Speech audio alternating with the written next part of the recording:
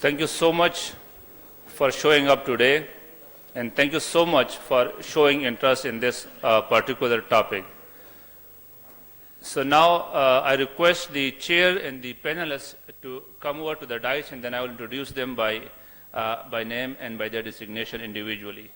So now I request Syed Abu Ahmed Akif, who will be the chair of this session.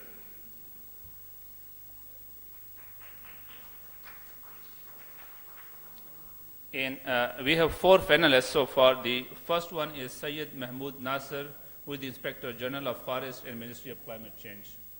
Is he around? Right. Now I request Professor Asim Zia to come to the dais, please, sir.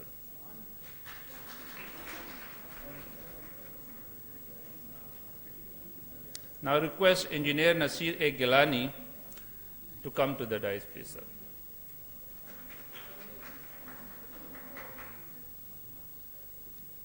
And now I request Dr. Rehana Siddiqui to come over to the dais, sir.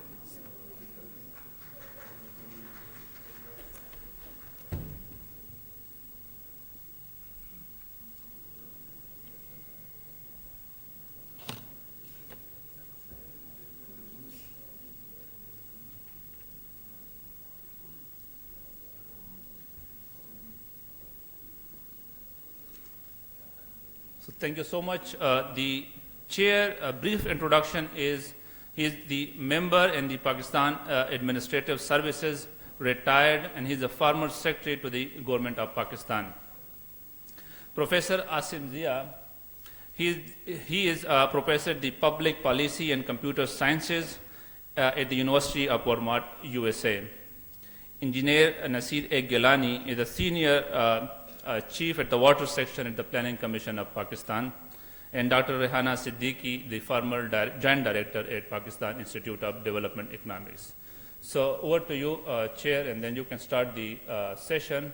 And approximately, I think, 12 to 15 minutes will be devoted for the every panelist, and then at the end we will take the questions from the audience. Alhamdulillah Rabbil Alameen wa salatu wa salam ala Rasulihil Kareem. Thank you very much, Vice Chancellor Zaman Saab, Dr. Zaman, and Asif Zia Saab, Dr. Rehana Siddiqui Sahaba, Gilani Sahaba. It's my privilege and pleasure to be here this afternoon, and I think my only reason for being here is that I was Secretary of Climate Change for about 2 years, and that's why they probably roped me in. Yesterday I was informed that they'd like me to be here. And so I think I'll just wind up. I mean, the situation of the environment in Pakistan, Dr. Asim was just mentioning, he has just returned from Poland yesterday, where the COP24 is taking place. And apparently, although I was also supposed to be there, but I didn't go there.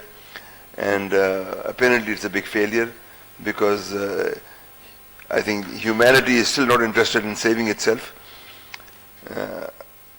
Because America, Russia, now Brazil also has joined them. They still feel that climate change is not real, it's not here. Let's see when we realize it. Things are, for a country like Pakistan, which is consistently at below 10 in terms of the vulnerable countries in the world, although we don't pollute to our share. If it had been a fair world, our population is about 2.5%, but our share of the greenhouse gases is less than 1%, while America, which is 5% of the world's population, pollutes about 16%. And just the top 4 pollutants, Russia, India, America, they produce about 50% of the world's greenhouse gases. For a country like Pakistan, it's very difficult to really, say that we're not polluting enough, and yet we are very vulnerable. We are vulnerable for a number of reasons, and primarily our big population, because our population mostly lives in vulnerable areas, because half of the country is so arid that it does not have a very big population base. And so the poor people are forced to live in areas which will be very vulnerable to climate change. Environment, we all know Pakistan is not doing enough to save its environment.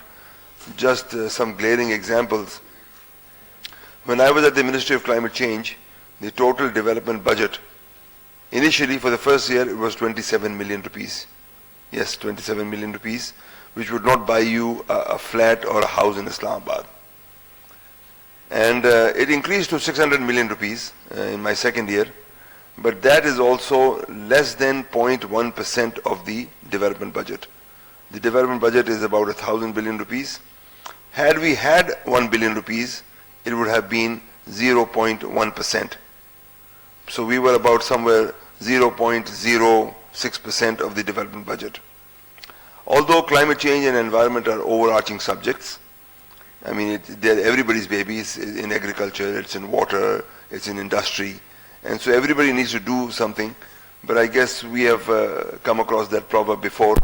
Everybody thought that somebody would do it. Anybody could have done it, but nobody did it. So things are bad. Karachi pumps out 500 million gallons of wastewater every day into the sea. So things are very bad. We all keep hearing about the water, which is, we are now a water stressed country, but the national water policy also states that 50% of the water is wasted. So while we are trying to build a dam for 7 million acre feet, we are probably wasting 70 million acre feet every year. So no matter how many dams we build, if we are not good on the conservation side, we'll just, that development will wither away. So I think having said that little bit, I would request the panelists to make their presentations or their contributions, and then we will wind up the session. Should I begin from the right? Yeah, because in Saudi Arabia they say bil yamin, so. Bismillah ar-Rahman ar-Rahim. Indeed, it is a great honor to be with such educated class, having the Honorable Former Secretary Climate Change, which ended at the head of the Civil Service as a Secretary Cabinet. And I'm also very pleased to see Dr. Pervez Tahir, a very eminent Planning Commission person, and Vice Chancellor Pied and my fellow colleagues. Let me speak to this, that let's prove there is a reality in climate change. I start from where the Honorable Secretary, Former Secretary ended. He's a former secretary in terms of the government, but for us, he's always near to us. The way he supported the cause, we are thankful to him all around as subjects. I would be speaking that let's talk about Pakistan. Pakistan starts from glaciers and ends up at the coastline, and in between there are cities and the wetlands and like that.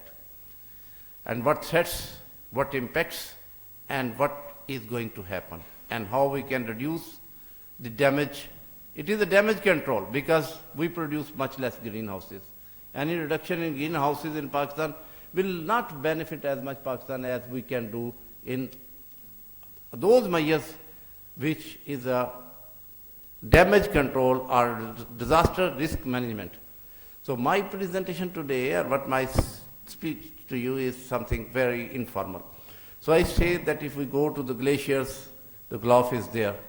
And then if you come to the plains, you find the water shortages which hit the urban centers. So earlier it was considered an agriculture business, but now we have mega cities and mega issues. In Karachi, the riots are likely to happen, and Quetta is likely to migrate, and Lahore is drinking fluoride water. So it's business of everybody. And if you talk about agriculture, it's not the agriculture in terms of GDP, which is your business. For me as a human, it is, number one is employment, and which is called SDG 1, which says poverty. Number 2 is hunger. So it is all around agriculture, where we have about 40% livelihoods coming from agriculture.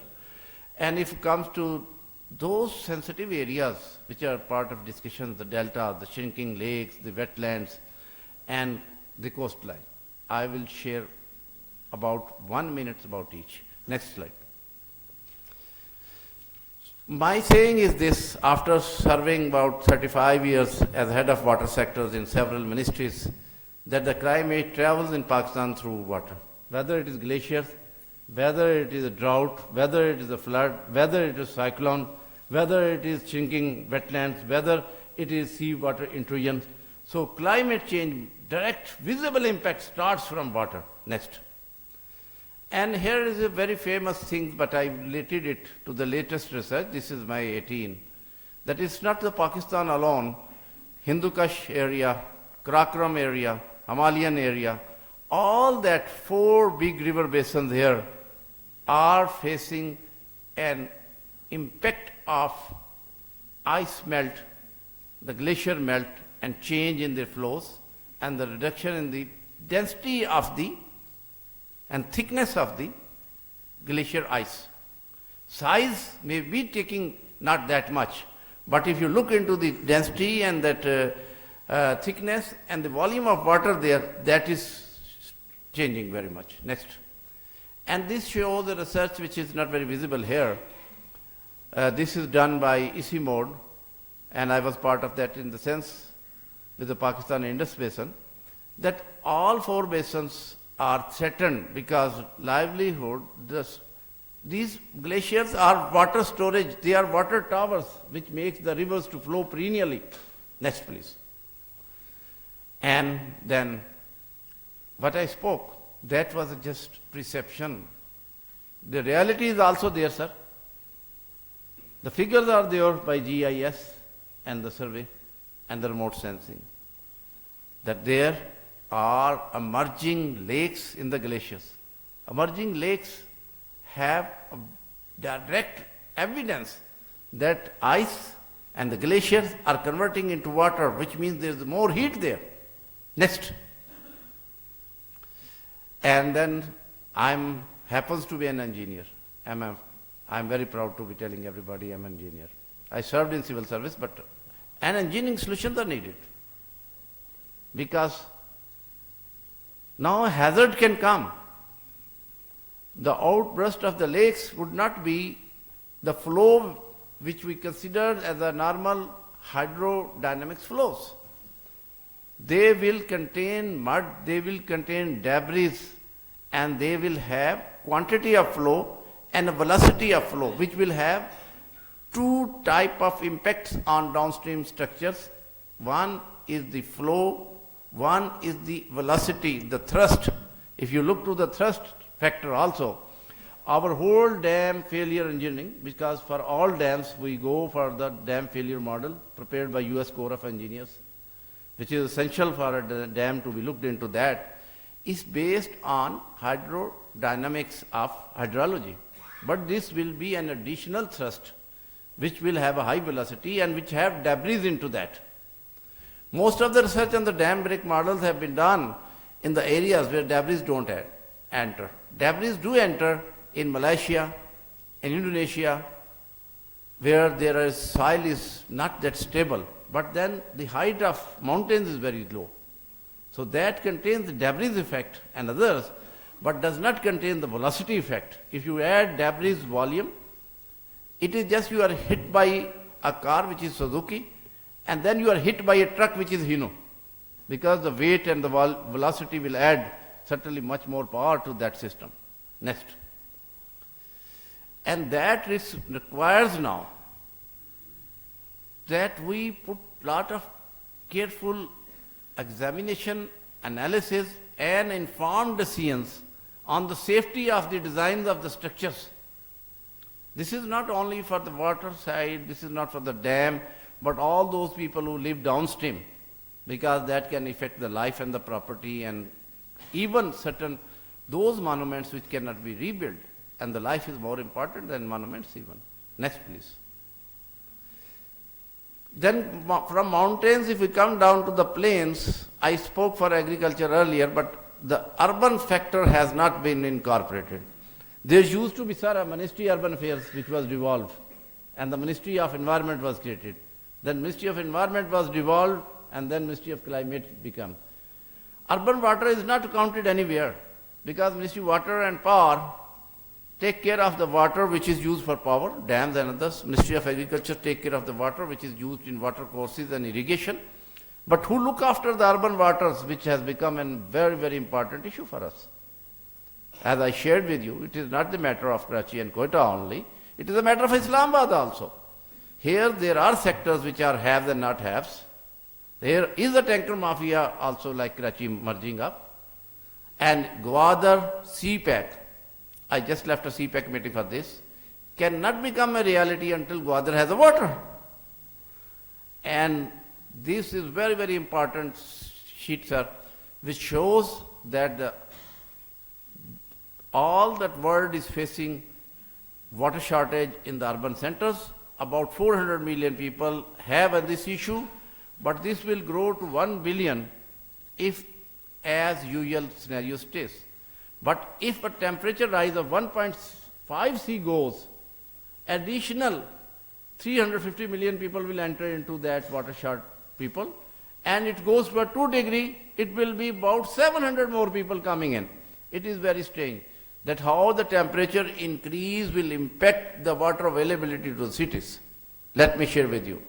Because the water will be more consumed in agriculture because of the crop water requirements. Secondly, the more temperature will require you to consume more water as a human being also. Next. So this is just a map which shows how disaster will increase from 1.5 to 2. This is a small difference, look like 1.5 and 2, but the disaster would be much larger on that. Next, please. Now, if we come to the solutions, multiple solutions I have proposed for Karachi. The river water diversions, the storages, the groundwater, desalination. But, sir, what you pointed out, efficient use of water. I was working now last week that how we use water in Karachi, in London, in Delhi and Kuala Lumpur. All have different dimensions. And it is a matter of shame that Kuala Lumpur, which has a lot of water rich by monsoon, lot of rich in money, lot of oil for energy, they are using half the water per capita of Karachi. And Delhi, which has a very high temperature, they are using again lesser water than Karachi per capita. London, which is very socially developed city, they are also using. It means that either water is theft or water is not used the way it should be used. So I have made certain calculations on how to count on not going on per capita, because that is a very, very difficult debate. So, sir, I have invented per household, because from satellite we can count the household. From satellite we cannot count the population, but household we can do, and on that basis. So that is an issue. With the climate change, also the urban issue. Earlier it was considered the issue of the coastline or the glaciers, or at most agriculture. I say it is an issue for urban area also. Next. Wetlands are shrinking. A case study in Planning Commission has been done on Manshar Lake, sir. Largest lake in Pakistan, 4th largest lake of the fresh water in Asia. It is now lost 1/3 of the area, because the evaporation is higher than the inflows are coming. So ultimately, when it reduces that, the quality is also deteriorating, because all the salts and pollutants, they are making concentration into that. Next, please. So this is evidence based on satellite of Manshar Lake, that how it is shrinking. The whitish area was used to be earlier part of that lake. Next. From lakes, if we go down to the delta, that is something very important for the livelihood of the people living there. These are the people who are the son of the soils. They are living there from centuries, their livelihood, their culture. And then it is Pakistan soil. It's Pakistan resources. So everything is in danger, and this all is with the facts and figures, not the perception that delta has finished. Delta is in a serious danger. Next. and seawater intrusion. Seawater intrusion, first I spoke the issues, but this seawater intrusion start from the solutions first. First thing is why the seawater intrusion is coming is the climate change. It's not the only factor of the reduction in flows. It is a change in the wind direction towards south, which taking waves.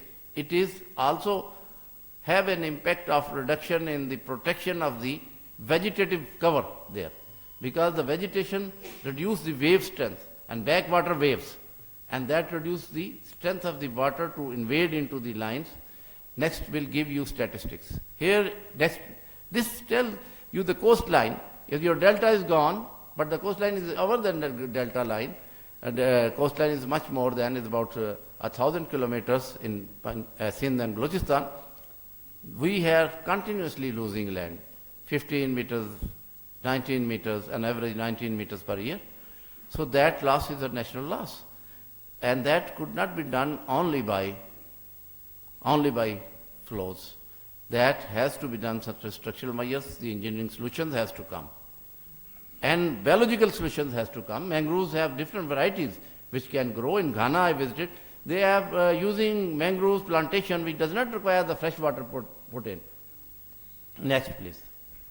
So these are some satellite imageries and which shows that how our mangrove forest was protecting the coastline. Next. Next is, I'm here to answer so many questions because my subject was covering landscape of Pakistan, so it will have gaps. So you are welcome to ask me any question. Thank you.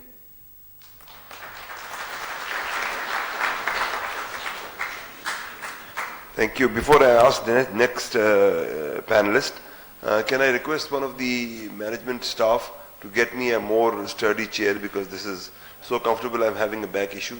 Can you get me one of those chairs on which the audience is sitting, please? Thank you.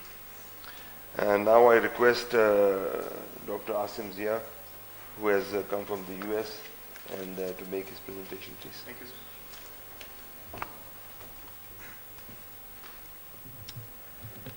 Thank you very much for this opportunity. I really appreciate this. Thank you to the PIDE and as well as it's been a pleasure. Dr. Nasir have already set the context for what's going on, so I'm just going to talk about climate, food, energy, water security issues in the Indus Basin, how we can think about food, energy, water nexus, what are the resilience options. So that's my setting the stage for, I want to contrast two policy design options that since PIDE is and Planning and Development Division is actively engaged in policy design to tackle this, what's coming.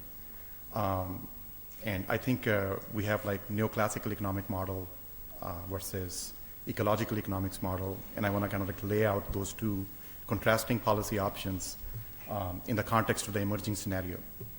So I want to pose a question to the audience that, can anybody tell me how long a human being can survive without water, without drinking water? 3 days, sir? 3 days. And how many days can you survive without food? So, I mean, 21 days would be like Gandhi or like more like monks, but earlier numbers were. So we're looking at 3 days to 21 days, right, sir? And I think my last question would be, what would happen if you don't have water to drink? What would be the most natural response of that person to do? Or the food to, if they don't have the water or food, what would be the most likely response of that person to do? Ji? So they will, if the tail is available, ji, agar tail milega to, right? So they will most likely migrate. They'll go someplace else to look for that. Ji? So now I want you to think about what's happening is that I'm just coming from United Nations Conference of Parties meeting. Right now we are looking at basically under the Paris Treaty, if everybody enforces their commitments, we're looking at about, I would say 600 to 700 carbon dioxide concentration scenario. For 2 degrees centigrade world, we need to have 500 parts per million centigrade, 500 parts per million CO2 concentrations, limit the atmospheric concentrations to that level. But under the current scenario, World Bank, for example, just issued a report last year about 4 degrees centigrade world. But our scientific assessments from some of the global circulation models that we've been looking at, we're looking at going anywhere from 4 to 6 degrees centigrade by the end of this century. Under the long-term scenarios, the IPCC report, the last report that came out, and the next one that is being prepared, by the end of 2200, we're looking at about 10 to 12 degrees, so about 1,200 parts per million scenario. By 2250, by 2300, because the world is not going to stop at 2100. We're looking at 2200, 2300. By the time we burn all the fossil fuels on which we are on that trajectory, we'll be anywhere from 1750 to 1800 parts per million. And that could lead to a rise of anywhere from 8 to 10 to even 12 degrees centigrade, depending on the response of the climate, the atmosphere to that. So last time that happened, that was 250 million years ago. That was the end of the Permian age. The sea level was many, many feet above where it is now. And about 90% of the life on the Earth was wiped out, the marine life. And this recently, just last week, a study came out in the Science. So this is like the scenario. I hope that we have some global cooperation that emerges.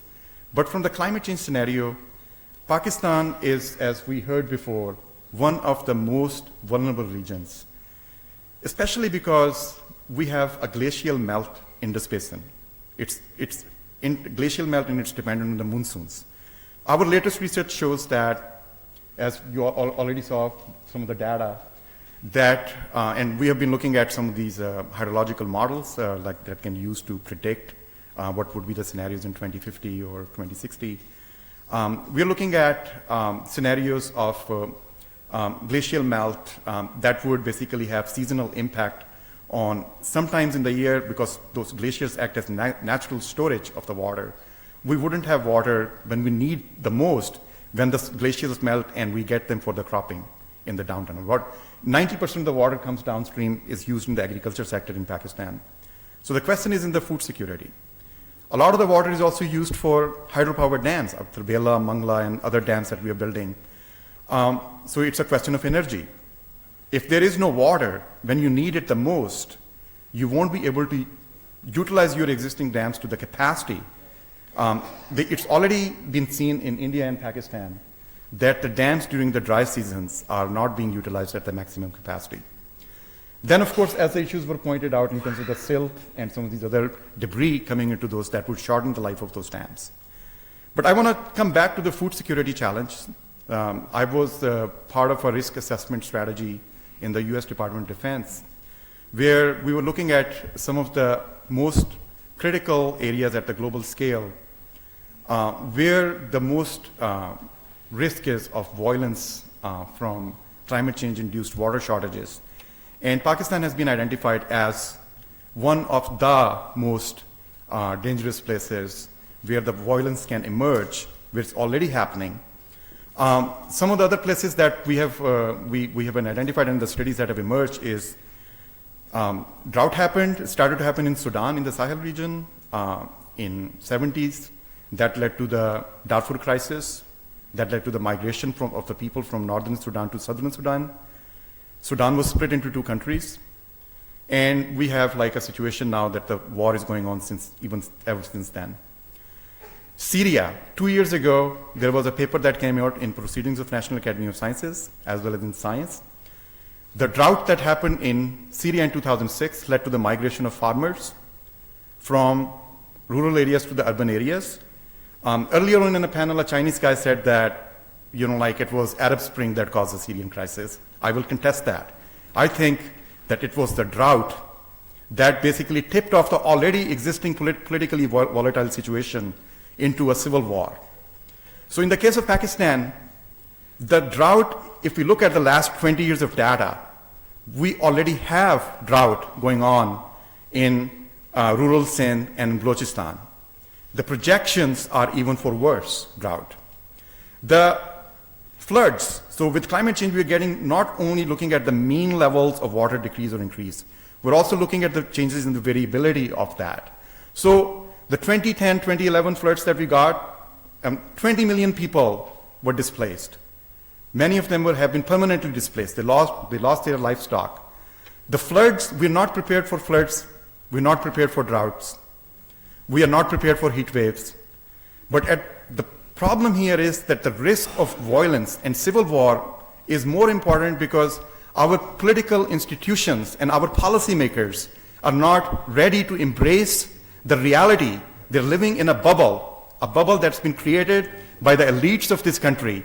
They think that they're living in a system and they can simply ignore 40% of the people in this country are below poverty. The poverty trend is increasing since last 20 years. You can look at the World Bank data. The hunger, the amount of people who are hungry, who are without water, is going up. It's not going down. Our infrastructure is failing. I think that now is the time for us to think about what we can do. There are some real options on the table. There are two ways that we can tackle this. One is the neoclassical pathway, which is we do it with big, massive globalization approach, build mega dams, build infrastructure, move the people where they are in the vulnerable regions, identify hotspots, make sure that those people are not exposed to the risks of flooding and droughts and heat waves, move the people around. Those are known as like what we call globalization pathway, neoclassical approach. You kind of like implement the policies in a way, the investments you have, the policy portfolio you build, basically would make that kind of like risk. You can improve the efficiency of the system. You can give like subsidies to the people through safety net mechanisms that would improve the kind of like the people who are exposed to hunger and energy insecure. They would be provided access to those through the state mechanisms, right? So that is the pathway that we are almost on with, and I think with CPAC, if I dare to say, we are on that path. That we are basically on the path to building massive infrastructure projects, which would definitely bring economic development, but it would also have downside to that. So let me talk about the downsides of that approach. We know that the rise of the populism is happening because of the increasing inequity. The neoclassical model of economic development does not tackle the problem of poverty alleviation. It does not tackle the problem of inequity. You have to have, government has to intervene to redistribute the resources. Otherwise, the free markets do not take care of the poor people by themselves. That is well-known fact. And when IMF and World Bank and these agencies try to promote these neoclassical models or neoliberal models of economic development in developing countries like Pakistan, they basically, as you might have seen in the cases of Greece and many other countries, those austerity drives. Pakistan has gone through already 12 austerity drives. We are already looking at 13th or 14th austerity drive. If we have to go to IMF for this, or even with Chinese investments, they're not going to just dole us like peanuts, or maybe it might be 60 billion or whatever, but there are commitments. We need to pay back those resources to them. That is not going to have, it's not a grant, it's a loan. We have to pay those back. So I think equity and poverty alleviation, vulnerable populations, if we want to avoid the civil war, if we want to avoid the violence, the other path is that we grow self-reliant, indigenous method to tackle this problem, where I'll bring me to my final point, is the nature-based solutions, ecological economics. We need to think about, there are ways that we can produce food that protects the small farmers. We can empower the communities where they can grow their own energy sources depending on what is available to them, whether it is sun, whether it is wind, whether it is geothermal, whether it is coal. I think like even the communities who have coal, we have to be pragmatic, use the local resources, empower the communities to do that. And I think the nature-based solutions, as we heard about the destruction of the wetlands, destruction of riparian zones in the rivers and streams, nature-based solutions and ecological ecosystem service-based approaches can be integrated in the policy designs. And I think my final point is that policymakers need to think about an economic development approach that is ecological economics based, where the policies are designed to protect the poor, to protect the most vulnerable, as well as incentivize the implementation and design of ecosystem service-based solutions to food, energy, water security problems. Thank you very much for paying attention. Thank you, Dr. Asim. And now finally I'd request Dr. Rehana Siddiqui for her presentation.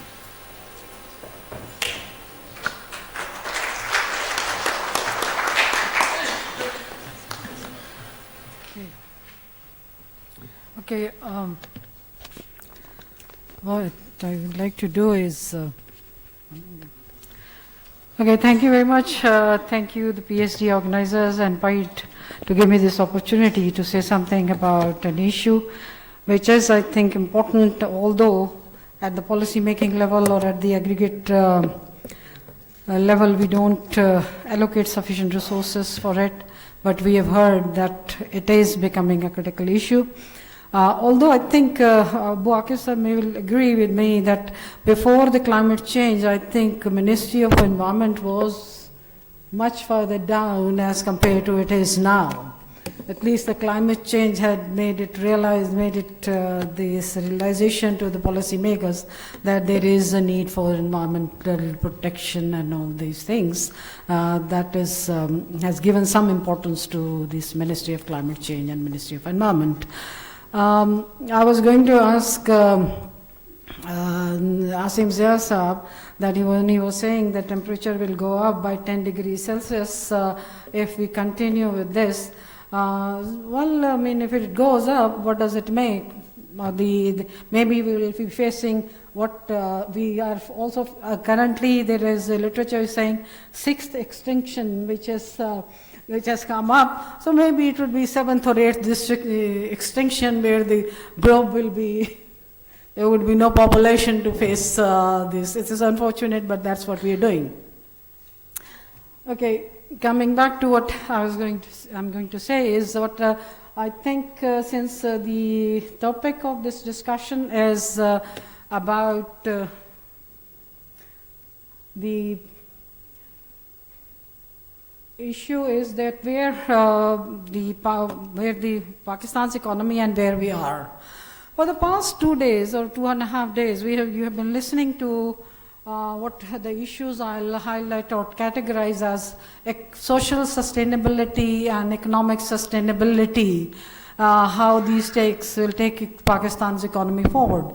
Now, today in this session, we are going to talk about the environmental sustainability, because it is critically linked with the other two sustainability issues. If you don't take all these things, the three dimensions in integration, I don't think we'll be able to have any sustainability in this globe. And environment is also critically important because it is not at the local, that it affects at the local level only. Some of the indicators will affect at the local level, some at the national, and then at the international level.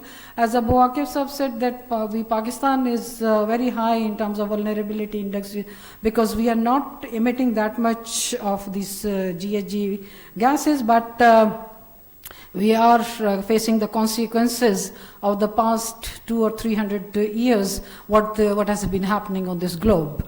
And that is, as a result, the accumulation of resulted into climate change. Okay, so what I wanted to show you here, all these are the indicators of when at the international level we create an index for the environmental performance index. And these are like first is the disability adjusted life year, or these are the different components which are taken into account when we bring in, we estimate this environmental performance indicator.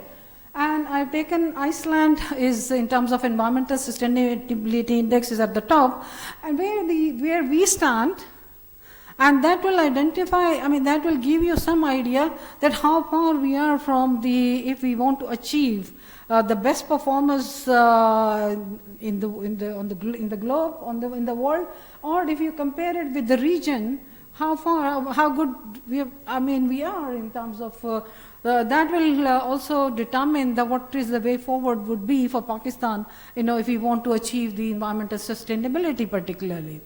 First is this disability adjusted life year. If you look at it, as compared to the South Asian countries, Pakistan, India and Bangladesh, Pakistan is performing a little bit better, but in terms of China and Iceland, which they take as a target country, Pakistan's performance is much, desired. We need to do a lot in terms of health and improvement in the quality of life of the population.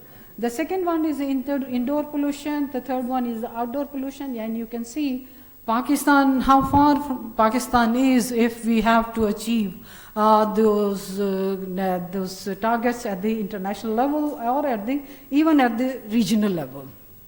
We are not able to, we will need a lot more effort to focus on this. The next one is basically, similarly we have the third one is access to sanitation, water system. SO2 is sulfur oxide emission, NOx, and then we have this is non-methane methane extraction, ozone layer depletion, water quality, water security, and then we have waste management. And then we all these different indicators, and if you compare, you'll compare these numbers here with where Pakistan stands in terms of relative to South Asia and relative to Iceland, who is performing much better. You'll see only Pakistan is just slightly better in terms of disability adjusted life years with reference to South Asia, but not with reference to Iceland. And in terms of access to water, slightly better in terms of SO2 and NOx emissions. And biomass protection is one of the indicator here. And the CO2 emission equivalent, we are also saying, we are saying that we don't emit that much, but we face the consequences. So if given all these indicators which are part of this index which is computed at the international level to compare environmental performance of the countries, we can see that how behind we are. And that is the reason if we look at this is for the 2018, the score of Pakistan is much smaller as compared to Bangladesh, China, India, Indonesia, Nepal and Sri Lanka. Pakistan's rank in the score, EPI score, environmental protection score, is much smaller as compared to these countries. And similarly, if we have disaggregated it for 2018, it is for first one is for the environmental sustainability, that health sustainability, and the ecosystem sustainability. And Pakistan is at number 8, and you can see where Pakistan stands relative to all the other countries in the region. So what all this is showing is that not only in terms of the region, but also at the global level, our performance in terms of environmental improvement needs much more resources as compared to what we are allocating or efforts we are putting into environmental conservation or environmental protection. Now, what are the major challenges? I'll take only a few of these as the major challenges which Pakistan is facing. Water pollution, water scarcity, I think has been discussed here before by the earlier discussions.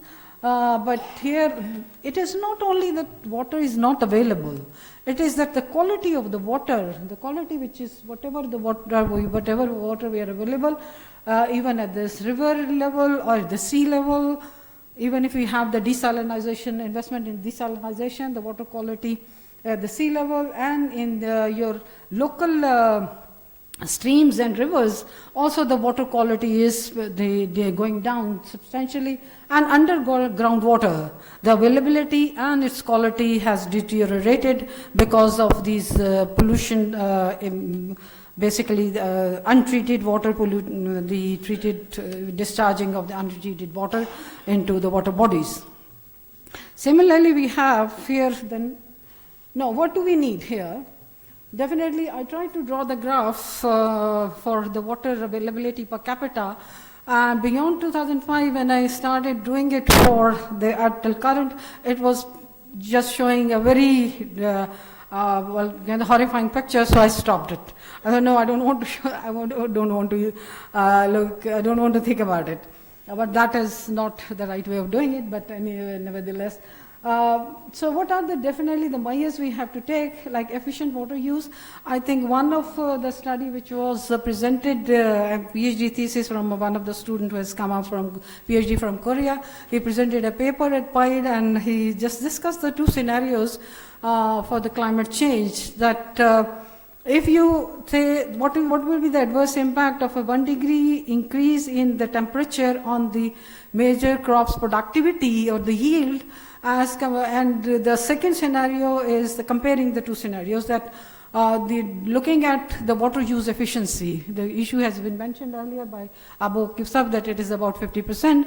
And what he said, that whatever the level of efficiency is, if you reduce that inefficiency by 40%, and you are emitting the GHG, which can result into 1 degree increase in the temperature, then those water conservation, benefits of the water conservation will dominate, and they will take care of these adverse impacts of the climate change. So what it requires is that doesn't mean that we should not make an effort into reducing the emissions, but at the same time, much more effort is required in terms of improving the water use efficiency. And then definitely another thing we have to compare is the monitoring system is critically important. One of the critical study was done by some person in Lahore, showed that if we do just install the metering system, it improves the water use efficiency substantially. So these are local solutions which can be taken care of, taken to improve to meet the challenge of the water scarcity, and at the same time we have to take additional measures to improve the water quality, which is becoming a much more critical issue today. The next thing is, as I said, air pollution. Our air pollution definitely is the smog, I think these days, a critical issue of smog. What else? Every year we face this issue. This is a water pollution issue resulting in, now it's a black carbon also issue, which is which needs to be handled. And then according to the WHO's guidelines, and there are our SPM level in the air is about 6 times higher than what is required there.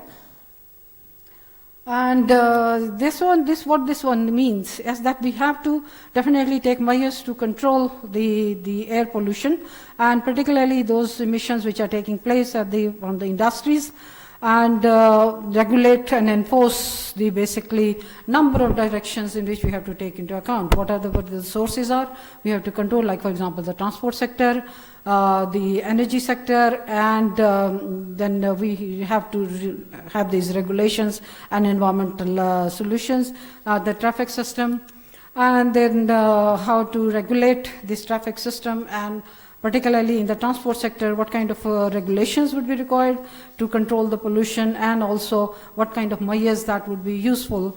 Well, maybe if it is like most of the time we are saying, basically you change, for the energy you are saying that you change the energy mix. That will take care of the GHG emissions. Similarly, in the transport sector, what type of transport you have. Now, in these days, earlier we used to have the mass transit system. Now we are going back towards the mass transit system, and at the same time, these hybrid cars, electrical car, if they come to Pakistan, can control some of these emission. The most critical problem here is the waste management. And the waste management is that in Pakistan it is claimed that only 60% of the waste has been collected, but whether it is properly disposed of is another issue which we really need to study about it. And the problem here is, it is not only that we are not managing that waste, but also that waste is also presenting huge possibilities in terms of how you can be recycling, reusing, and it can be converted into beneficial or commercial entities also. So what we need to do is we have to give this how we are going to control and how we are going to make them convert them into profitable activities. Deforestation, definitely another critical issue. Then the climate change we have talked about, and climate change is basically dominating factor here. I'll come back to that maybe later. Now, here what I want to show you is basically this. I didn't make it because it's too difficult. It was too difficult to make it. I just took it from a study. What this one is saying is now all the countries have to meet the targets set by SDGs, Sustainable Development Goals. And if we look at this goal, one of these, the climate change, where is that? This is climate change in the center. Yeah, you see highlight was it? Basically what you can say, all these goals are interlinked, and if we look into the SDG goal 11, which is talking about the urban resilience, this, I think the next one is, इसको highlight करना थोड़ा सा, या दिखाना, कैसे कर सकते हैं इससे? Pointing it. Okay, so here is this climate change, and if you look at the lines going in all the directions, this is climate change, this is part of the environment, related to environment, this infrastructure, and we have this terrestrial ecosystems, and we have oceans here, and we have here somewhere this urbanization issue also here. All this water here, all these are linked with each other, and all these climate change indicators, if you take all these indicators of environment, then you can see that you cannot have this economic or social, economic and social sustainability without taking into account or including these climate or environmental concerns into account. Because if you want to talk about like half reducing the poverty by half or ending the hunger, if there is a climate change which is threatening your food security, how would you do that? Which is the water which is not available, which is not going to produce more output, then how are you going to do that? So this is not having this sustainable development, which should also include the sustainable environmental developments, is necessary to have overall sustainable development in the country. Now here the next thing, I'll briefly, this is what I just wanted to show. One thing is that we are further away from what the countries have been doing, even if we compare it within the region. So if we are talking about the way forward, then we need to make a lot of effort and move into a number of dimensions there. Now here then what are the policy options is been given in the literature as okay, proper resource pricing, mostly market-based mechanisms, where we are not talking about the government involvement, is based market-based mechanism, but that may work partially, but they are not going to work or solve the problem entirely. Community involvement is another issue which needs to be addressed here, and I think one earlier, Simzia mentioned the community involvement is the critical and most important reason. The evidence from the South Asia and all the, I think all of you must have heard about this Chipko movement in India, which was like the females when they were cutting down the trees, the forest department was cutting down the tree, the females in from the local population which were depending on that forest, they just hugged the trees and they said they did not allow them to cut the trees.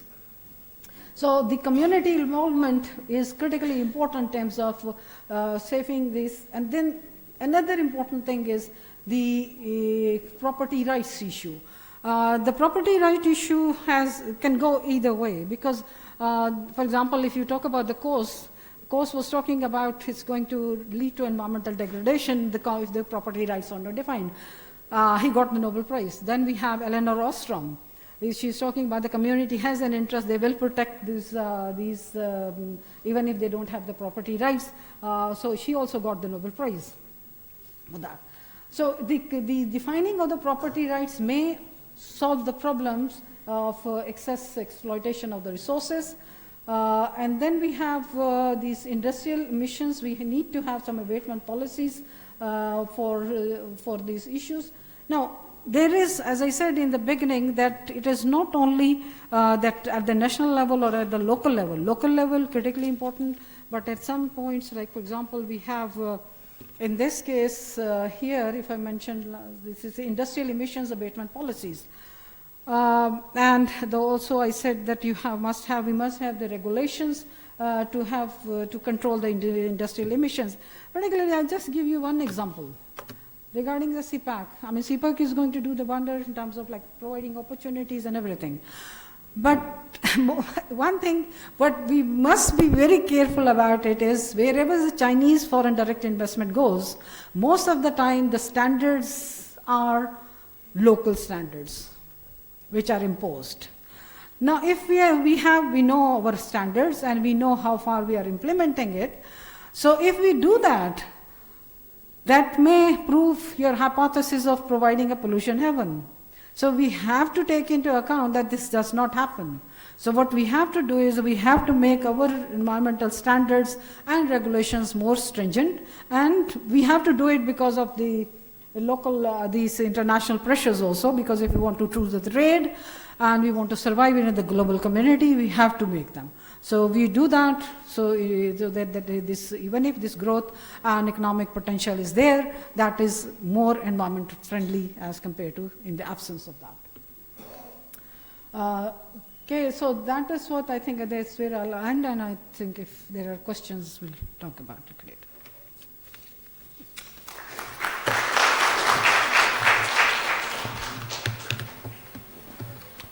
Thank you very much. One of the panelists is not here, so we have almost 20 minutes for questions and answers. We'd like to end on time around 4 o'clock. So we have about, I'd like to wind up for 5 minutes. So I've got 2 questions here, and both seem to be to the chair.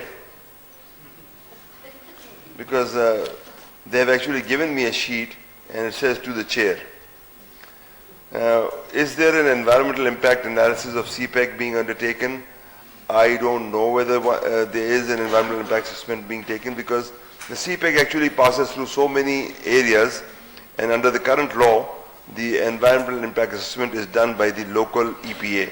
So it would be EPA of the northern areas and EPA of, but maybe Gilani Sahab would like to share some, because he was in the planning ministry, and where most of the CPEC action was taking place, whether a composite environmental impact assessment was undertaken or not.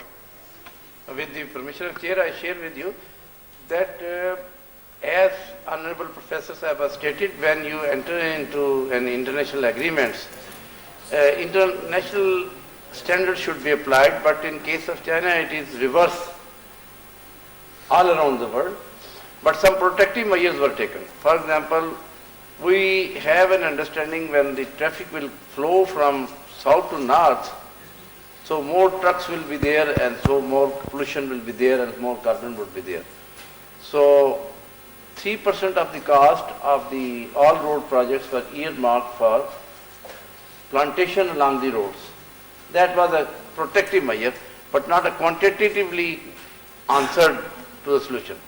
As far the power plants were concerned, we put the one embargo which has a lot of cost in operation and also in the purchase of the equipment to buy third cycle technology, which reduce emissions as compared to the first generation technology to the extent of more than 75%. So that we applied on Vincasam, that we applied on Saiwan. But again, let me share with you, because it's a conference of the educated people and it's not a government conference. This question should have been asked by the Ministry of Environment, but Ministry of Environment is a government. Environmentalists, they are outside, and the professors, to me as a person, questioned and asked why I have not done, and if I have done, what is wrong in that. And at this time, only protective measures could be taken, and it is true, when the traffic will flow, when the industry will come, it will create waste, and some of ideas originally are not so pleasant, which most of our economist team is suggesting in Planning Commission, that China will have industry to place it outside, because they do not want heavy metal industry there, because it pollutes their rivers, and pollution of rivers and water with heavy metal is not curable with the modern technology. So there are risks involved. The second question is also addressed to the chair. What have you done so far as our climate, being a government officer? Because in our society, most people talk about the problems, the fewer are really working to solve them. The Ministry of Climate Change, one of the fundamental bases of global climate change negotiations is the CBDR, the Common but Differentiated Responsibility. And the reason that Paris happened, the first voluntary agreement of all the countries in the world, because in international law you can really impose, because there are sovereign limits to countries. So you cannot impose international law on any sovereign country. And it has to be a voluntary agreement. But under the CBDR, the Common but Differentiated Responsibilities, it is because the whole environment is one. In fact, in Persian, environment is called Muhit-e-Zist, something that surrounds all your life. So it's the Wizara Muhit-e-Zist in Iran. So, you must have heard of the butterfly effect, in which the flapping of the wings of a butterfly in New York affects the weather in Beijing. So we are all linked together in one global whole. So what did one ministry do? Well, it is not possible for one ministry to change the whole scenario. But like global donors, we approached the Green Climate Fund, and Pakistan was one of the biggest recipients of about $40 million for the GLOF, the Glacial Lake Outburst floods, in spite of great opposition from India.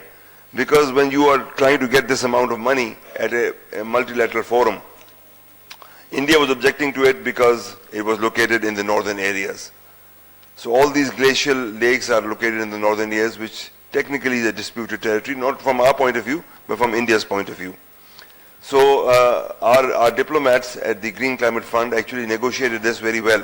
We were not even on the board. We were an alternate member of the board. So that day we requested our Saudi friend not to be present in the meeting, so that we could chair the meeting, if we could come on the chair. So even these small things you might have. So we got these $40 million, which will be spread over the next 5 years in the Glacial Lake Outburst flood. Pakistan has a climate change policy, but there's a term in Pakistan which I don't like very much. It's called the knowing-doing gap. We know a lot, but we are unable to do a lot. There's some issues, although I'm a believer in the 18th Amendment, because Islamabad cannot go and clean up Karachi's beaches. It is Karachi's administration or the Sindh government which has to. So things are happening. We have got a lot of projects. The Red Plus project, Pakistan is one of the biggest recipients of the Red Plus, which is reducing emissions through degradation and deforestation. It's a World Bank project. So environmental issues do not happen in a day, and they are not possible to clean up in a day. We have got a lot of things, but everything requires enforcement. And that is where our national legal system is not very strong. I was talking about the linkage of everything, the butterfly effect. Karachi's water is stolen. We know about the water mafia. And most of the water is stolen from government pipes. It is not, although there's unregulated water mining also, but it is unregulated water which is stolen from the public hydrants. So a friend of mine, he was the assistant commissioner for Karachi Airport. As you know, there are deputy commissioners in Pakistan and assistant commissioners.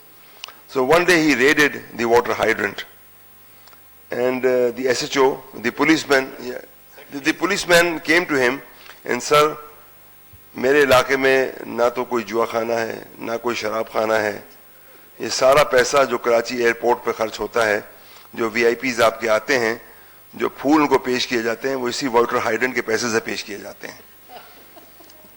तो अगर आपने ये रोक दिया तो airport का तमाम खर्चा बंद हो जाएगा। So it's a governance issue.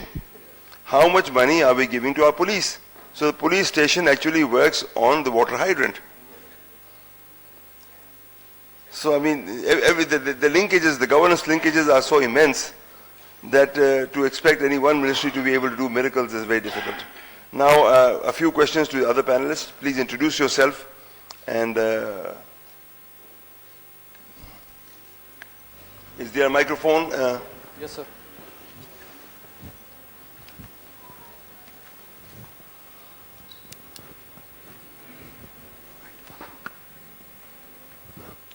Please also identify the panelists to whom you are addressing your question. I have two quick questions. I'm Saddam Ilyas from State Bank of Pakistan. My first question is with the chair. In order to stay, in order to become an honored nation in the world community, we have to fulfill our promises, the very promises which we have made under Sustainable Development Goals. So considering the previous agreements we have made with China regarding the power generation plants which are mostly coal based. So हमारे यहाँ तो ये तरीका car है कि हमारे तो बनाए हुए कारपेट्स पे भी बच्चों के हाथों के निशान नजर आते हैं। तो जब हम लोग अपनी प्रोडक्शन कैपेसिटी को बढ़ा रहे होंगे डाउन द रोड, तो क्या हमारे ऊपर वर्ल्ड हेल्थ ऑर्गेनाइजेशन की तरफ से प्रेशर्स नहीं होंगे, हमारे ऊपर वो पाबंदियां नहीं आएंगी? तो इन चीज़ों को अकाउंट फॉर क्यों नहीं किया गया? My second question is to Nasir Jalani Saab. Sir, no matter half full or half empty, there is still water in the glass. All what matters is the distribution. Being a government officer, even this, at secretary level, what you have done to the distribution mechanism of the water? Because even as per baseline evidence, हमारा per capita consumption अभी भी ज़्यादा है. So I don't think so. If we see the statistics, we are a water scarce country. So what are your response towards the distribution mechanism? Thank you.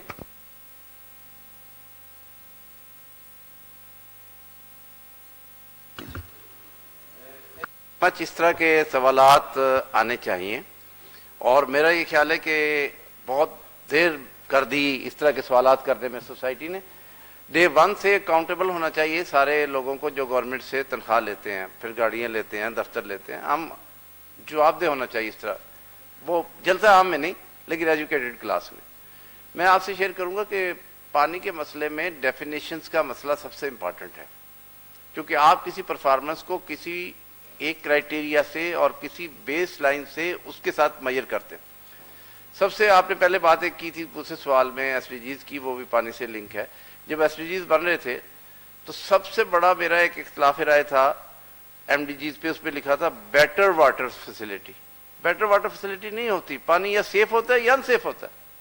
It can not be better कि जी इसमें arsenic तो नहीं है, fluoride है, या इसमें arsenic भी है, फ्लोराइड भी है, लेकिन ये आपको 10 साल में मारेगा, फौरन नहीं मारेगा। It has to be safe और अनसेफ। तो वो केस मैं एशिया की तरफ से लड़ रहा था कि हमें उसमें एक मसला पेश आ जाएगा कि एक स्टैटिस्टिक्स हमने जारी की हुई है पाकिस्तान से कि 87% को हम बेटर वाटर सप्लाई दे रहे हैं। द मोमेंट सेफ वाटर पे जाएंगे शायद हम 15 या 16% पे आ जाएं और बहुत बुरा लगेगा, लेकिन आ जाना चाहिए। सच बोलने की जरूरत है क्योंकि सेफ वाटर की लिमिट पे आना है। इसी तरह से डिस्ट्रीब्यूशन के और एफिशिएंसी के ऊपर भी डेफिनेशन का मसला है। वो डेफिनेशन ये है कि जब हमारे खेतों में पानी जाता है तो लोग ये आमतौर पे समझते हैं कि जो पानी जमीन के नीचे चला गया वो जाये हो गया। वो जाये नहीं हो गया, वो ग्राउंड वाटर स्टोरेज है। और उसकी एफिशिएंसी को कैलकुलेट करते हैं कि अगर वो आप देखें जो एग्रीकल्चर, मैं federal director general water management भी रहा हूँ, मेरा महकमा भी मुझसे बड़ा खफा था कि आप तो हमारी वो रोटी रोजी के पीछे बढ़ गए कि वो जितनी एफिशिएंसी माइनस करते हैं ना, उस तरह तो पानी सिफर पहुंचता है खेत तक कि इतने % लॉस हो गया फलान जगह पे, इतने % लॉस हो गया फलान जगह पे, और आखिर में वो जो पानी पहुंचता है खेत में वो शायद फसल के लिए नहीं है, वो तो फसल हवा में पैदा हो गई है। तो वो एक एफिशिएंसीज का मैटर है और इसमें एक वेस्टेड इंटरेस्ट भी था क्योंकि देयर इज अ लॉबी जो कि कहती थी कि वाटर कोर्सेज को लाइन करो, कैनाल्स को लाइन करो, ऐसे करो वैसे करो, ये सारी चीज़ें वो भी फ़ायदेमंद हैं बाद सैंडी साइल में जहाँ ग्राउंड वाटर से लाइन है, लेकिन ओवरऑल अगर आप डेवलप्ड कंट्रीज को देखेंगे तो वो तो ग्राउंड वाटर रिचार्ज कर रहे हैं पैसे खर्च करके, हम रिचार्ज रोक रहे हैं पैसे खर्च करके। तो बहुत कुछ हुआ है। एक छोटी सी मिसाल दे दूं, पाकिस्तान बना था 62 मेगावाट से, आज हम 23,000 मेगावाट में हैं। बहुत कुछ हुआ है और बहुत कुछ होने वाला है। Thank you. I could not really understand the first question of Mr. Ilyas. I think it was regarding coal-based power plants, how CPEC is bringing in. I mean, I think it's not the coal, it is the kind of technology that you're using. Their technologies, the critical, the supercritical technologies. Not all coal-based plants are equally bad. If you're using bad coal, but we have our own coal. We cannot, I mean, you all know about the account deficits and the trade imbalances. So if you continue importing fossil fuels from abroad, you will have other problems also.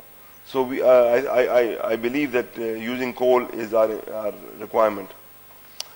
I'd like to recognize the presence of Dr. Tariq Banori, who is far more eminent and far better suited to be the chair of the session, but I guess he was busy elsewhere, so he could not come. And I also need to wind up this discussion in the next 6-7 minutes. So kindly, can we have a few more quick questions? Assalamu alaikum. This is Zia Ashmi. I work in the Global Change Impact Studies Center. My question is addressed to respected Nasir Gilani. You rightly actually pointed out all the relevant problems or issues related to our water.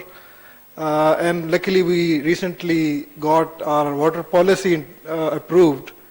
But the next real question is its implementation. So my question is basically focused on what is the implementation plan of the government now, and I mean how it is going to link with the existing climate change policy. Thank you.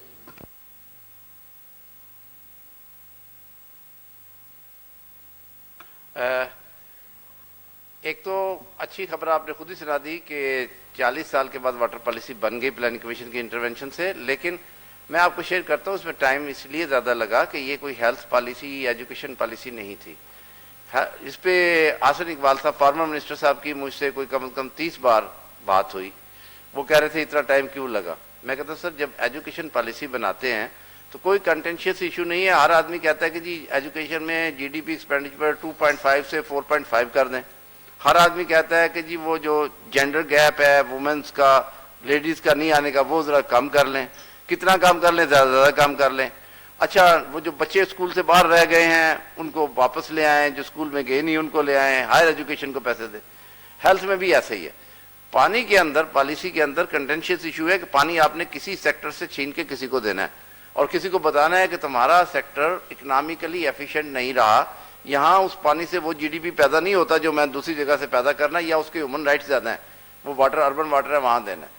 इसीलिए India जैसा मुल्क जिसने 6 महीने में constitution बनाया था, water policy उन्होंने भी 22 साल में बनाई थी, तो वाटर पॉलिसी बन गई। सेकंड चीज़ आपकी इंपॉर्टेंट है कि उसकी इम्प्लीमेंटेशन प्लान क्या है।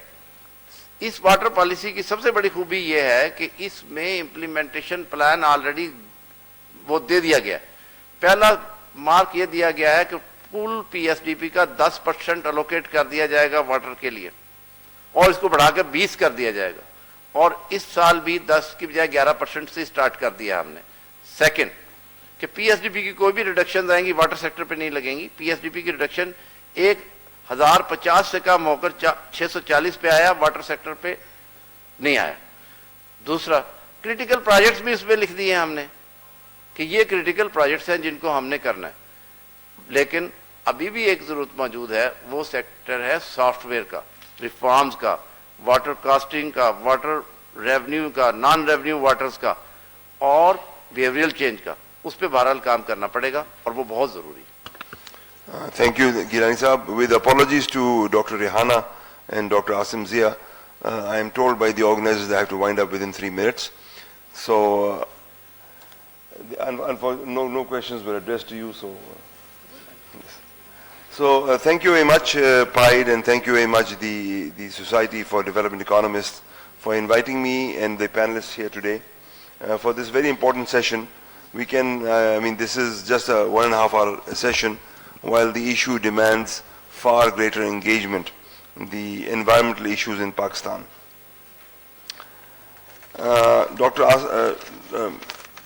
Mr. Nasir Gilani spoke about wetlands, which is an issue close to my heart. And although he's an engineer, wetlands are a non-engineering solution to water shortage. Even China, which has got the Three Gorges Dam, has got more capacity in non-engineering solutions downstream of the Three Gorges Dam in wetlands. Because wetlands provide not only water storage, they provide recreational opportunities, they provide fish and other opportunities for development. Dr. Asim Zia, who is the youngest panelist amongst all of us and will probably face climate change much more than the people who are above 60 here. He reminded me of an economist who taught me once at the Services Academy, and we all called him the prophet of doom, Professor Rashid. And I'm also reminded of Maynard Keynes' famous line that in the long run we'll all be dead. He was speaking about food security, food challenges. And the other day I was reading that more than 800 million people, the World Bank report states, the hotspots in South Asia, that more than 800 million people will be affected by climate change in South Asia. And for every 1 degree rise in temperature, the productivity of wheat moves forward towards the north by 100 kilometers.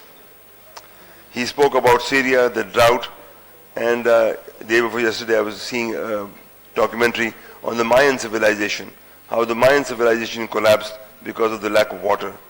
The capital that Akbar built at Fatehpur Sikri also had to be abandoned because of shortage of water. So perhaps Brazil should remember the fall of the Mayan Empire. Dr. Rehana, before you spoke about EPI, I thought it was the extended program on immunization.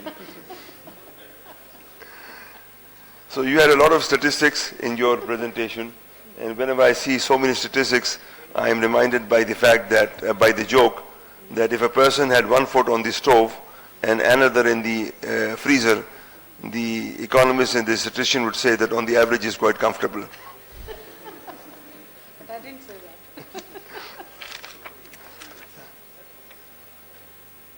You were saying that we need to regulate the transport sector, you need to regulate the livestock sector. You forgot that you need to regulate the bureaucracy also, because that also is a great producer of greenhouse gases. So thank you very much, and I believe I've overshot my time, and it was a pleasure being here, and hope to continue this discussion some other time. Thank you so much, everyone, for coming over and showing your interest in this particular topic. And thank you, the panelists, for so exciting thoughts. Before we wind up here and start off the next session, I now request the chair of the session to present a shield as a token of appreciation to the panelists. So I will start off with the Nasir Gilani Saab.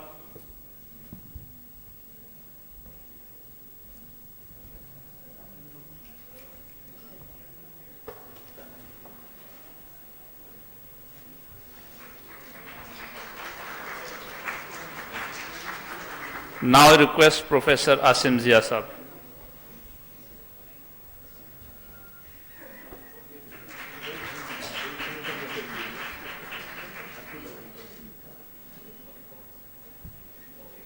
Now I request Dr. Rehana Siddiqui.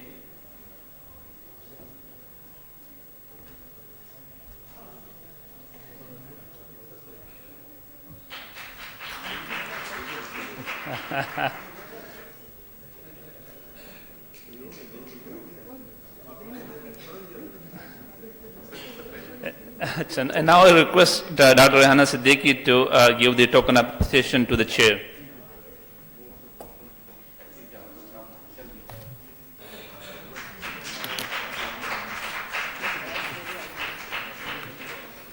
And you are all invited for the next session, and the next session is about the export promotion strategy for the knowledge economy. And the speaker for today's session is Dr. Tariq Banuri Saab.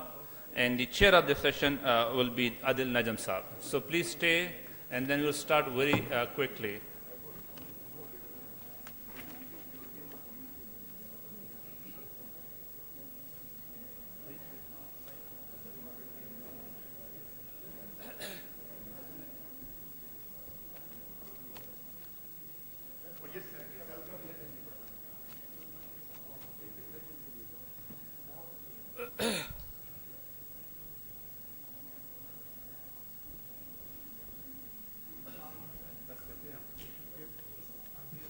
So in a moment we will start our next session. So please be seated.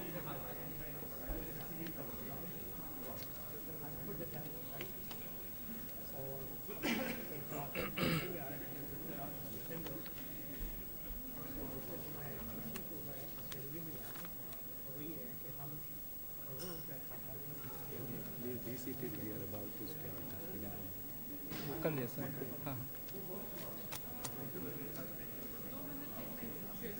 ठीक है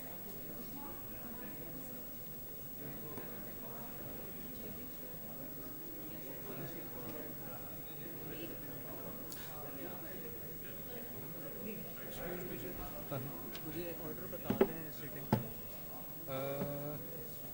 ये उसमें है पहले session 6 जी उसके बाद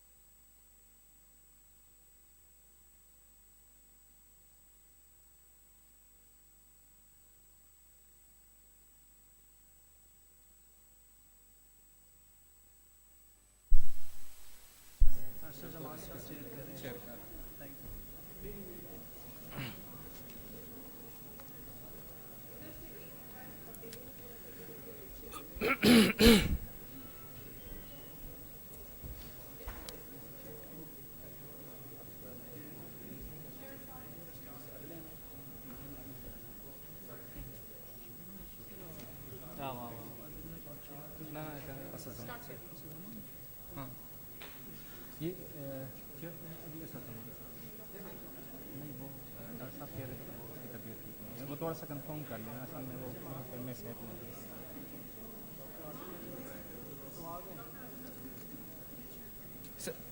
उससे थोड़ा सा कंफर्म कर ले क्योंकि वो कह रहे कि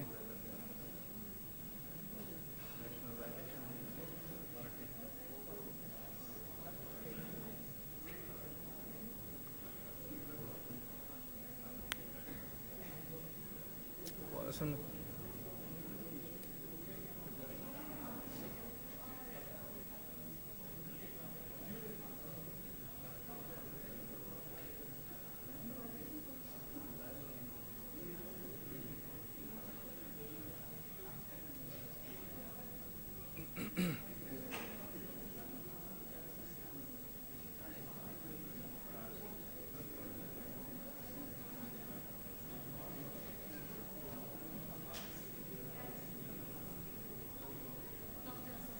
अच्छा ज़मान है ठीक स्टार्ट कर लें बिस्मिल्लाहिर्रहमानिर्रहीम अस्सलाम वालेकुम and a very good afternoon ladies and gentlemen I am Dr. Junaid from White pleased to welcome you all at the prestigious session of the conference as it is dedicated to the great founder of the nation Quaid-e-Azam Muhammad Ali Jinnah. This would be the last panel discussion of the 34th annual general meeting.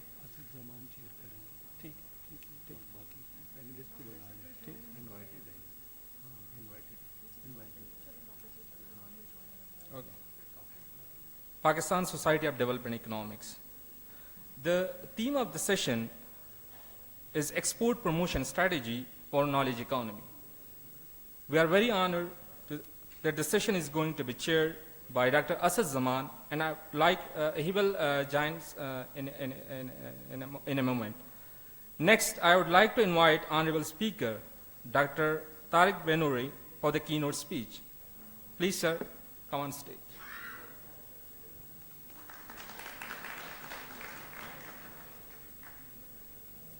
Our first discussant of the session is Dr. Alia H. Khan, and our second discussant is Dr. Parvez Tahir. I request both to please come on stage.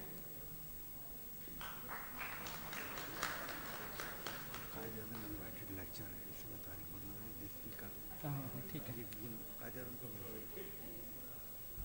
We have distinguished panel which in fundamental sense need no introduction, but keeping the tradition, I will be very brief. Now, the session chair, Dr. Asad Zaman, is a member Economic Advisory Committee, a Prime Minister of Pakistan, Vice Chancellor, Pakistan Institute of Development Economics, President, Pakistan Society of Development Economists. He also served as a member of Monetary Policy Committee, State Bank of Pakistan, and Director PSLM and HICE Service, Federal Bureau of Statistics, Pakistan. Before joining PIDE, he also taught at top-ranked institutions including International Islamic University, Islamabad, Lahore University of Management Sciences, Bergen University, Turkey, Johns Hopkins University, Columbia University, University of Pennsylvania, Applied Economic Research Center, University of Karachi, California University of Technology, Center for Belgium and International Monetary Fund. He also been elected Council of the Econometric Society. Dr. Asad Zaman holds his PhD degree from Stanford University and MS and BS in mathematics from MIT.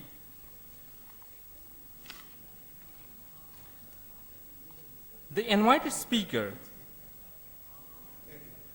of this session, Dr. Tariq Benouri, presently serving as a chairman, Higher Education Commission of Pakistan, starting his career with the prestigious Civil Services of Pakistan. Dr. Benouri served on a number of positions, including Professor of Economics at the University of Utah, Director UN Division for Sustainable Development. Beside this, Dr. Benouri remained Executive Director STPI, Director Asia Center of the Stockholm Environmental Institute, and many more.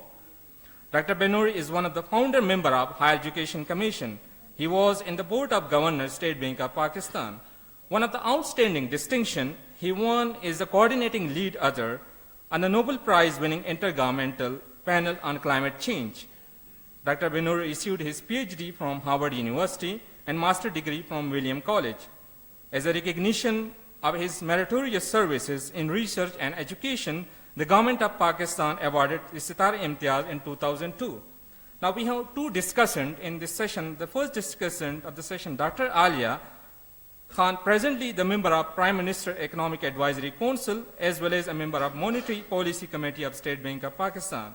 Dr. Khan is a distinguished academician, a well-known researcher and teacher. She has a vast experience of teaching. She will also acknowledge for promoting research culture during services, especially as a professor in economics at Quaid-e-Azam University. Her expertise is in monetary policy, labor market, and human resource management. She has her doctorate in economics from Illinois University, Chicago. Our second discussant, Dr. Parvez Tahir, is a well-known economist and researcher. At present, he is a member of Board of Director, Punjab Bank. Before that, he served on various positions such as Deputy Economic Advisor, Ministry of Finance, and Chief of Research and Debt Management in Economic Affairs Division. Dr. Tahir has a doctorate from University of Cambridge and has a number of research papers at his credit. Now we have distinguished panel now. I would like to request Dr. Asad Zaman to please proceed the session. Without further ado, I'd like to invite Tariq to speak.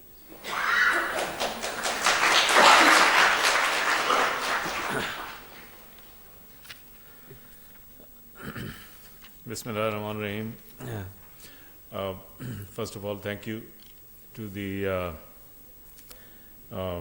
Pakistan Society for Development Economics, and especially to Dr. Asad Zaman for inviting me. Thanks also to Dr. Alia Khan and Dr. Parvez Tahir for being here and for agreeing to be the panelists. And my apologies for not being able to send the PowerPoint in time. I was in, since I knew that my friend Dr. Adil Najam had given a speech earlier, and when he gives a PowerPoint speech, my strategy has always been not to use PowerPoint because you can't compete with him. So I was inclined not to do it, but in the end, just as an aid memoir, I thought it might be useful.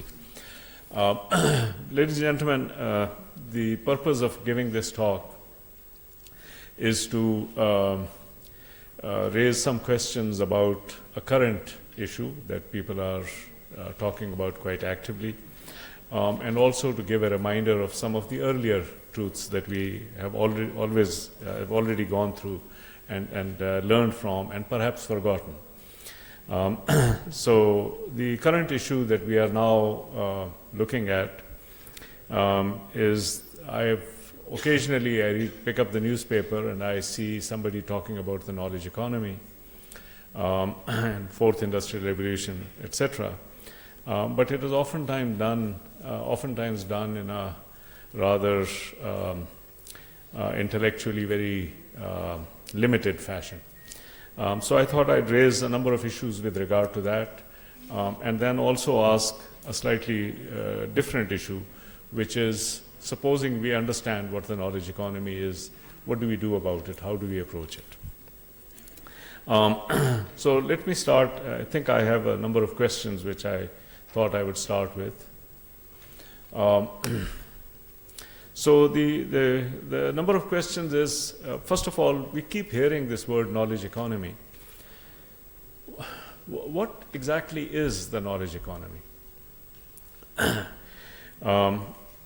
In fact, when I read the newspapers, and I will give you some quotes later on, it almost seems as if people are focused only on information technology and technology-related services.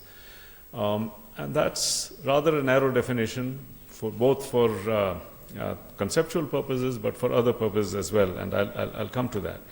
But when I sort of looked at this term, the first question that came to mind is it a concept? Is it a theory? Is it an action plan? What is it?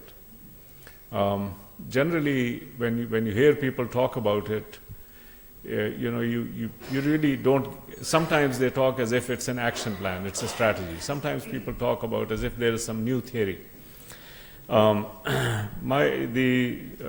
point on which I would like to come back to and convince you is that it's not reasonable to think about it in either of these terms, as a concept or a theory or an action plan, but rather to think about it as a description of the new reality in which we find ourselves.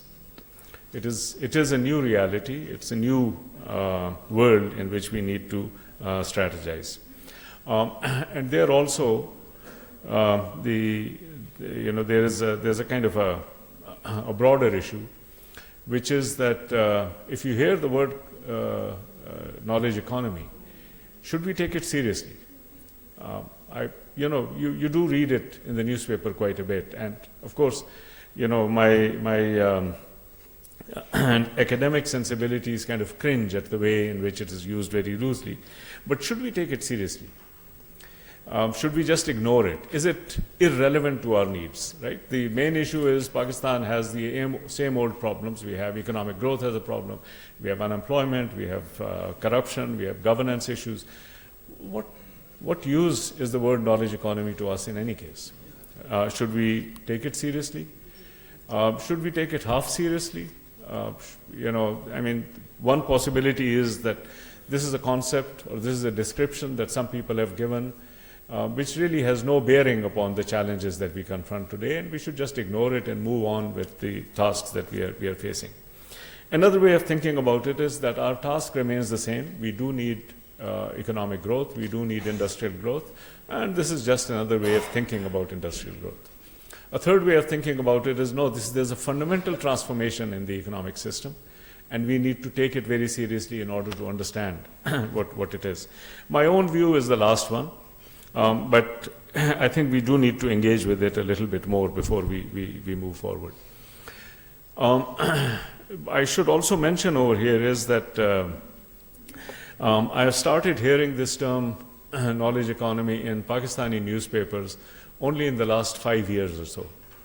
And that also seems quite consistent with the fact that we tend to discover things which other people by that time have forgotten.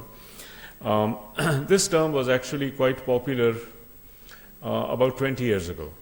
In fact, when we were in the steering committee which was setting up the Higher Education Commission. At that time, this was a term that was going on. China, the Chinese 10th five-year plan, which went from 2000 to 2005, was actually based on the knowledge economy. And they had some successes at that time. After that, the world seems to have forgotten about it. They seem to have gone on into other things, but perhaps it's now become relevant to our needs, and therefore we have started talking about it.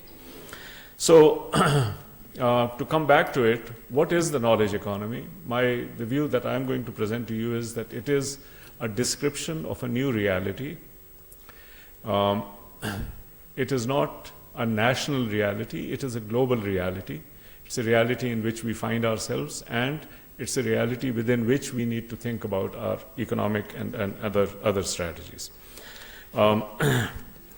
It is not the narrowly conceived notion of either the IT sector or the kind of technology sector in a more limited fashion, but a broader understanding of the term in which knowledge-related activities have gotten intertwined with production activities across the globe. And it has happened because of a number of reasons, and we need to go and look at those reasons. I also have a number of other questions. Is the knowledge economy now reflecting the fact that knowledge is the engine of growth?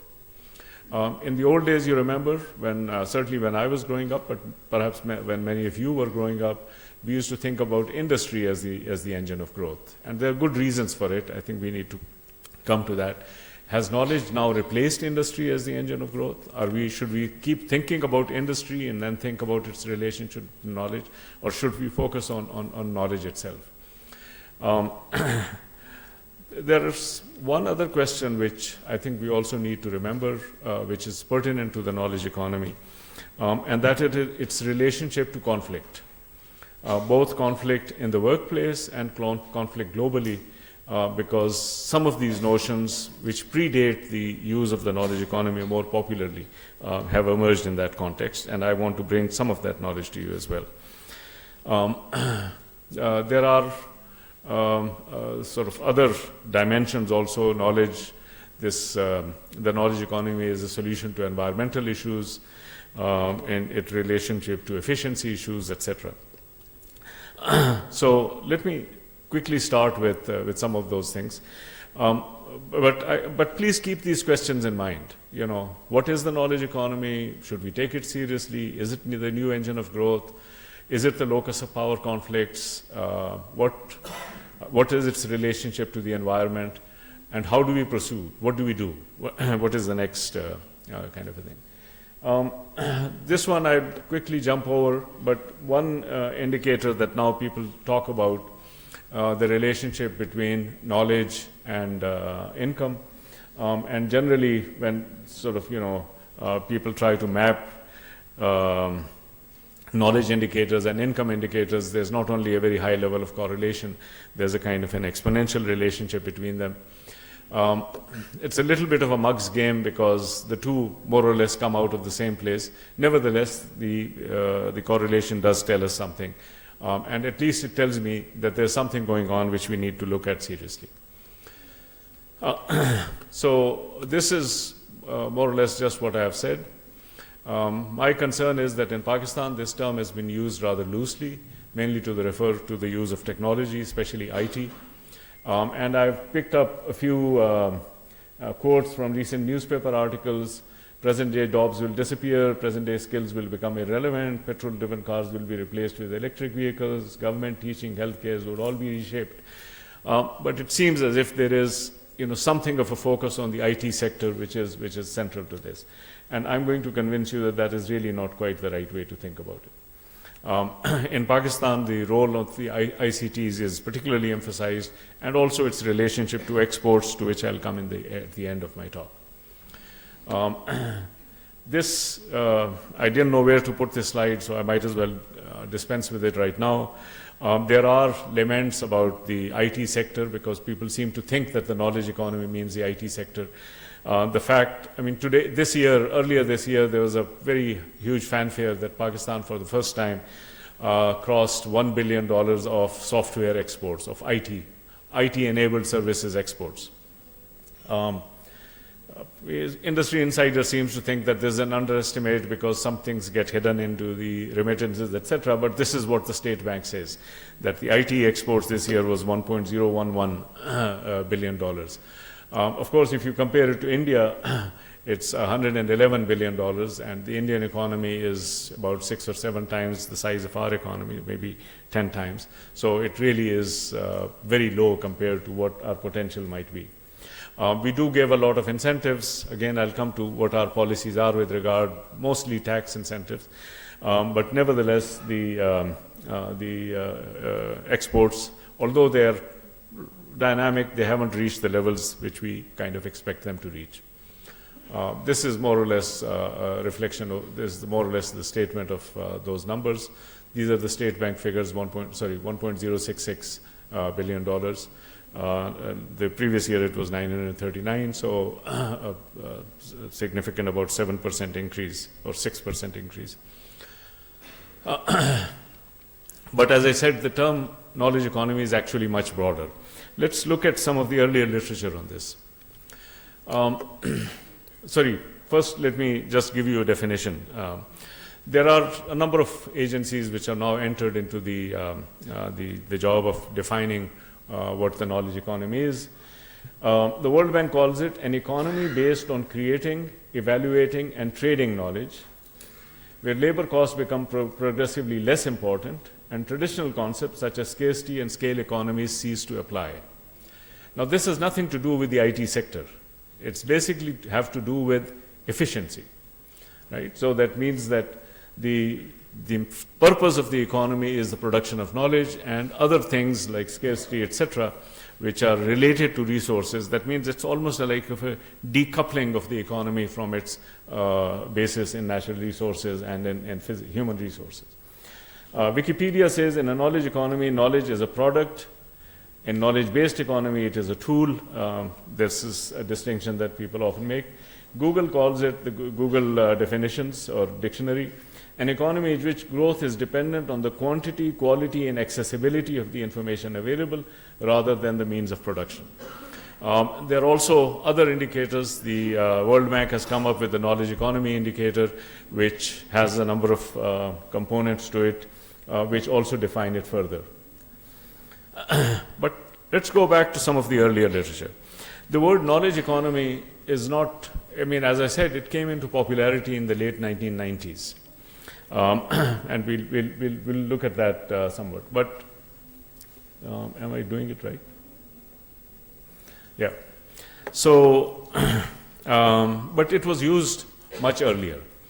The first mention that people make, and a number of papers quote this, is Peter Drucker, the great management expert. In his book, The Age of Discontinuity, he mentions the word, the phrase knowledge economy. And he actually quoted the famous economist Fritz Machlup in this regard. And Machlup's notion of the knowledge economy was very closely related to scientific management. So it was related to process. It's the process of production which he was talking about. He specifically referred to Frederick Winslow Taylor, his notion of scientific management. The idea is that, you see, what Taylor had done is that he said production is a kind of a intellectual process. You have to conceptualize and frame it and then break it up so that you can manage it more efficiently. And in some sense, for Machlup, what he was trying to do is to bring out the informational content of the production process. So production is not merely, just putting some ingredients together, but there's a knowledge content to that, and that knowledge content means that you can increase efficiency as you go along.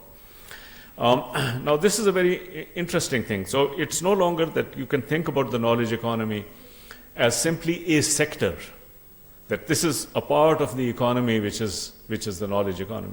It is actually embedded into the production process. So the knowledge economy is really a definition of the production process.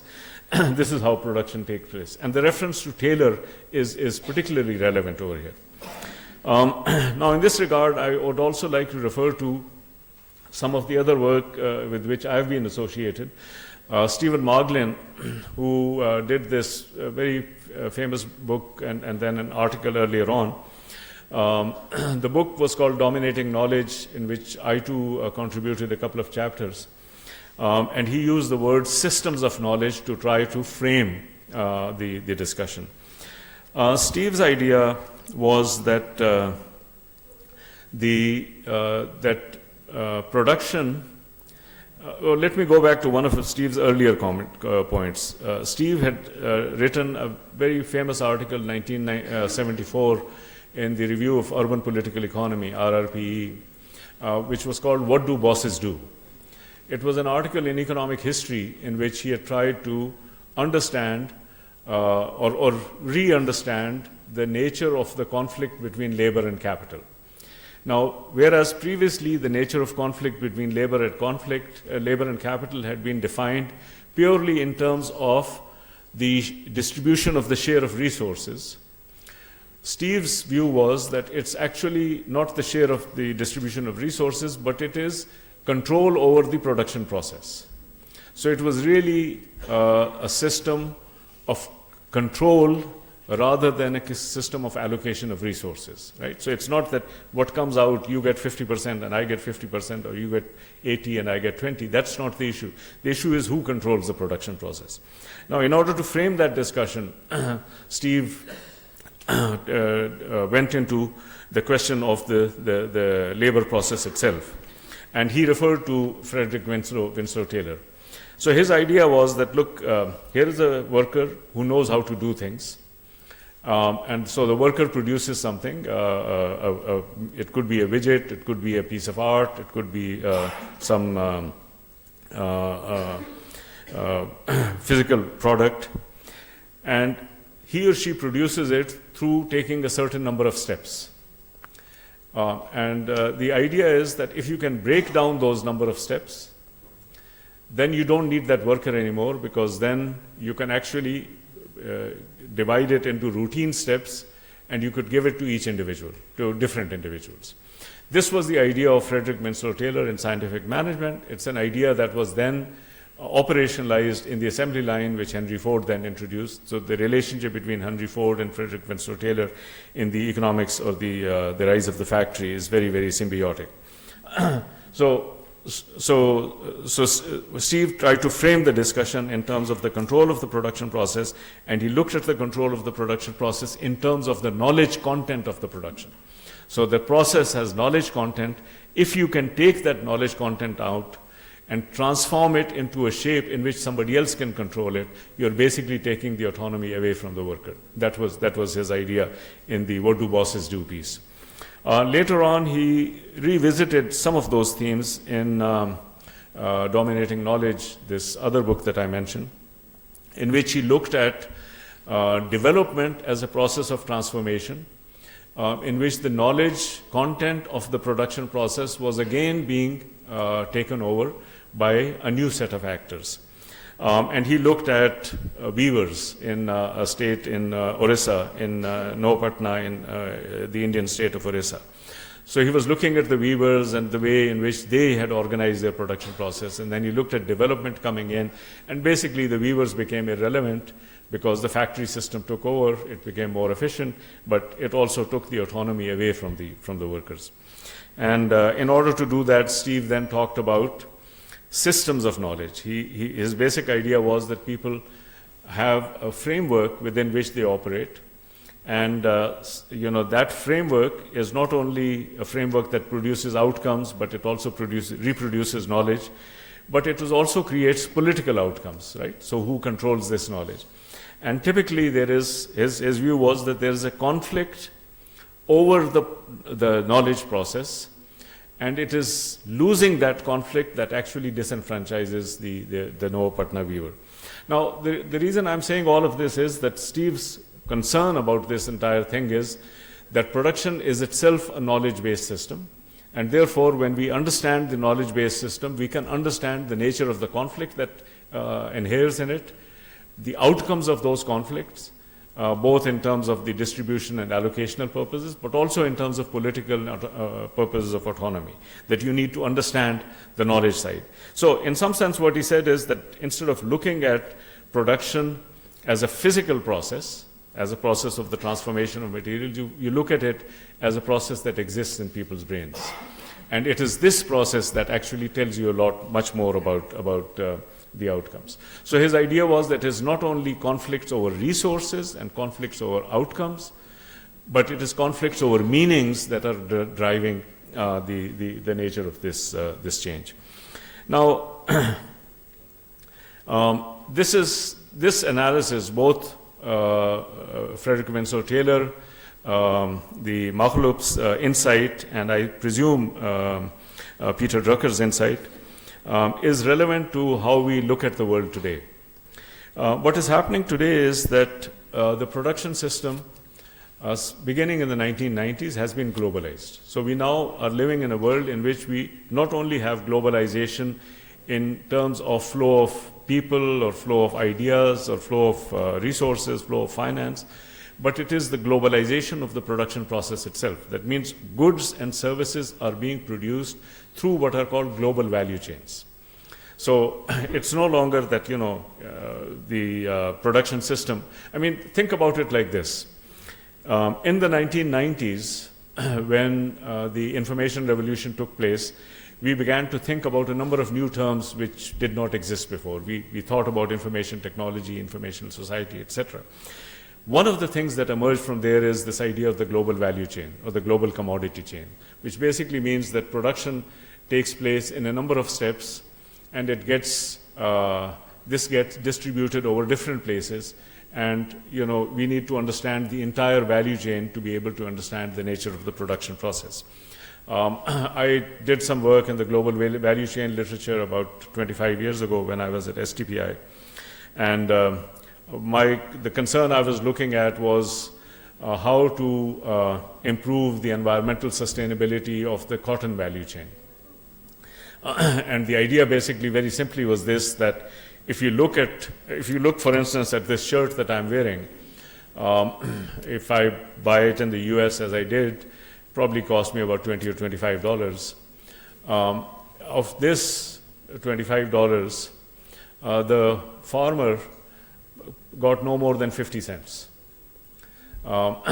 because the cost of the farmer were 50 cents, and then the revenues of the farmer was about $1, and then there's cost for textile weaving and spinning, etc., etc. But the bulk of the cost accrue at very different stages of the process. And the concern is that if you want to create environmental sustainability, where you want to create the sustainability, the market doesn't reach there. So you can actually give more money to the person who sells you the shirt, but to be able to get that money back to the farmer is very, very difficult. I mean, just to give you an example, for this $25, supposing if somebody comes to me and says, well, if you give me $25.50, I will sell you organic shirt which is produced from organic cotton and in a very sustainable manner. That's 50 cents, maybe $1 is what it costs. It's pretty much impossible to take that 50 cents from one end of the chain and send it to the other end of the chain. So that was the concern. But the main point I'm trying to raise is that suddenly in the 1990s, people began to think about value chains as a production process. And Gary Gareffi at the University of Indiana was the one who actually introduced this notion. Now, the interesting thing that many of us thought about is, well, production has always taken place in these many places. Why are people suddenly talking about the value chain? And pretty soon you realize that one of the reasons that people are talking about the value chain is that the production system has also been successful in separating the knowledge component from the routine component, right? So if you think back to Frederick Winslow Taylor said, look, you're producing something very, very complicated. It's produced through very complicated means. But you can convert this production process into a series of very simple steps, and then you can get illiterate workers to whom you teach repetitive, rote kind of steps, and they can help you produce it, because every single step is very simple. The whole thing is very complicated, but you have broken it down into very simple steps, and anybody can do it, which means that what Taylor did was that he took the knowledge component of this production and gave it to the management. And the routine part, which is the automaton, he gave it to the worker. So Steve Margolin interpreted it as a conflict between worker and capitalist, in which the knowledge of the worker is being taken away by the management, and therefore the autonomy of the worker. Now, what the global value chain did is that it actually enabled us to take the knowledge component of the production process from one place to the other and leave the routine steps in different countries. One example that people often give is the company Nike's, which was oftentimes in the 90s used as really the representative company which represented the knowledge economy. It's now changed a little bit, but the story in the 1990s was that Nike is a company. It is associated with shoes, but it's a company that neither produces any shoes nor sells any shoes. Think about it. Nike is a company that neither produces shoes nor sells shoes. The shoes are produced by franchises in Cambodia and Vietnam and Bangladesh and Sri Lanka by other companies, and they're sold by Tom McCann and Walmart and other shoe stores in developed countries. So it's produced in developing countries by one group of actors and sold in developed countries by another group of actors, and the bulk of the money is taken by Nike. Now think about it, right? There's a whole production process, and you're really not doing anything in that production process. There's a physical process in which you're producing it, and then you ship it, and then you sell it, and you're neither producing nor selling it, but the bulk of the profit is coming to you. Now, the thing that happened in the 1990s was that both the information technology and the globalization of trade and other flows enabled Nike to specialize in design and leave the routine part to others. So Nike took over just the design part, the knowledge part, and handed over the non-brainy parts to other people. So the routine production process, the sewing and so forth, is done by others, but they have that design in front of them. And the sales part is given to others, but they also are operating on the branding and the marketing and everything else that Nike is doing. So Nike is only concentrating on the brain part. It doesn't dirty its hands with anything. Now, this is the idea that the globalization of system of production creates the ability to extract the knowledge component from the production process. Now, this brings us to another piece of the literature, which is an earlier literature also on unequal exchange. The literature on unequal exchange, as you know, it's a Marxist literature which was looking at the nature of economic change in the post-war period. Names which were associated with Giovanni Arrighi, Samir Amin, André Gunther Frank, Emanuel Wallerstein. The main idea was that you have to think about the productive system as a system which produces value at one end, right? You take some raw materials, and then at the end you produce something which you have sold. So the raw materials cost, let's say, $1, and you sell it for $10. The question is, who gets those $9 in the middle? And so the production system, according to this approach, is a system of extracting that surplus $9. It's a question of whether the worker gets part of the $9, whether the corporation gets it, whether the North gets it, whether the South gets it. Now, basically the idea is that in the earlier literature, the idea was that it was the organized sectors, the industry, the larger corporation and the organized sectors that were able to extract the maximum part of the revenues, the maximum part of the surplus from that entire chain. So you can take the whole chain and say how much surplus is being created, who gets what, and that gets determined by some political factors. Now, in some sense, the concern that people now have with regard to this with regard to globalization and the knowledge economy is that we might be moving towards a world in which the industrialized countries, not only the north but also increasingly some parts of the south, the industrialized countries will specialize in the knowledge component, be able to extract the maximum part of the surplus and leave the routine tasks to the people, to the developing countries. In the earlier literature, the idea was that manufactures were being produced in the developed countries, primary products were being produced in developing countries, and there was an unequal exchange between them. Now people are thinking about the unequal exchange between the knowledge economy and the routine economy. So the world is being divided into the knowledge economy and the routine economy. If you want to progress, you need to get into the knowledge economy. If you don't get into the knowledge economy, you'd be left out and you'd be condemned to a lower rate of growth.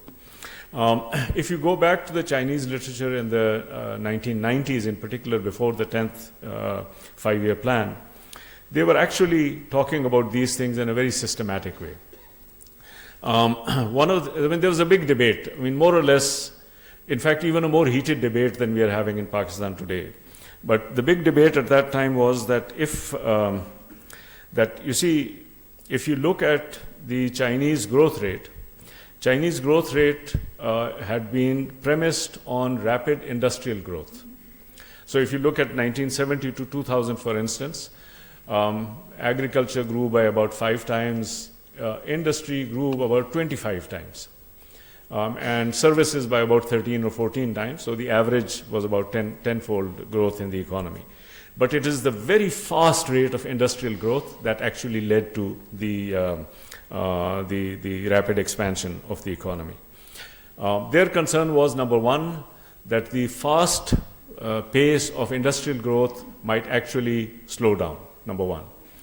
Number two, that the fast pace of industrial growth would not lead to the same equivalent economic growth because the knowledge component would extract most of the surplus from it. And number three, that because of the separation of the knowledge component and the routine component, it will not give rise to employment growth as it did in the past. And that's why they felt that China needed a new development strategy to be able to address this. And China actually did come up with a new development strategy, which I will mention in a little bit. So they focused explicitly on the knowledge economy by setting targets for educational enrollment, research and development, etc. In fact, in the 10th five-year plan, the 10th five-year plan allocated 1.5% of GDP to R&D. They didn't meet that target, they reached 1.3. And in the 11th five-year plan, they raised it to 2% of GDP. And similarly, they also set targets for primary enrollment, secondary enrollment, tertiary enrollment. Tertiary enrollment was aimed at 15%, a target that they did achieve, and then continued over the 11th five-year plan also. So there were two very strong pillars of what we would now call the knowledge economy at that time. Another component to this is people talk about, especially you see now we are thinking about the literature which looks at conflict. In this regard, one mention, the one thing that people talk about is the TRIPS agreement, and the fact that, in some sense, that people were ahead of their times. If you look at the Marrakesh agreement in 1994, TRIPS was actually negotiated after that. But the Marrakesh agreement had one bullet point, had a phrase which said intellectual property. So some of the critics of the WTO and critics of the international trade agreements make the argument that, look, we had no idea what was coming down the pike, but the negotiators from the north already knew that this was an issue, and they put that intellectual property as part of the something to be negotiated, and then we got TRIPS out of it, and the TRIPS is seen as an unequal agreement. It may not be an unequal agreement, but that's certainly how the thing is. Now, I've already mentioned this, that that although the term had an older history, knowledge economy, it re-emerged in the late 1990s. 97 is about the time. 97 was the OECD report. So in the OECD did a report on the knowledge-based economy. for all the OECD countries. And then the Chinese government translated it into Chinese, so that it could then be reflected upon, and then a number of other decisions took place. One author called it the knowledge economy fever in China. Chinese translation of the OECD report. The Chinese Academy of Sciences was asked to do an innovation report. The Chinese Academy of Sciences was given a target of undertaking research on innovation itself. The 10th plan targets, etc., were established. Now, let me just step to one side and just mention that these days people are now talking about different ways of measuring the knowledge economy index, which is also a broader index than the one which is indicated just by the ICTs. The idea is not only information and communication technology, which is infrastructure, but social capital, economic and institutional regime to provide incentives for efficient use, human capital, educated and skilled population, and another part of the social capital, the efficient innovation system, that people are thinking about the knowledge economy in broader terms with regard to this. So, the question is, what do we do in Pakistan now that this term is being used? And of course, across, some of the people you associate with the word knowledge economy, Dr. Atar Rahman has been speaking about it for a while, but even others in government circles, this term has come to be very significant. When you talk to people about what is it, oftentimes you will be given some things like this about universities, faculty members, and the question is, are they actually producing knowledge? Are they contributing to knowledge production, etc.? Think tanks and research centers, but also independent consultants, management consultants, monitoring and evaluation bodies, governmental agencies which have some research tasks. Remember that there was a time when all the policy research was done in the government and people could come up with policy papers. That's no longer true, but nevertheless some residual research tasks remain. And of course then there's the IT and IT-enabled industry, and then the business planning and design system, which is oftentimes taken from outside.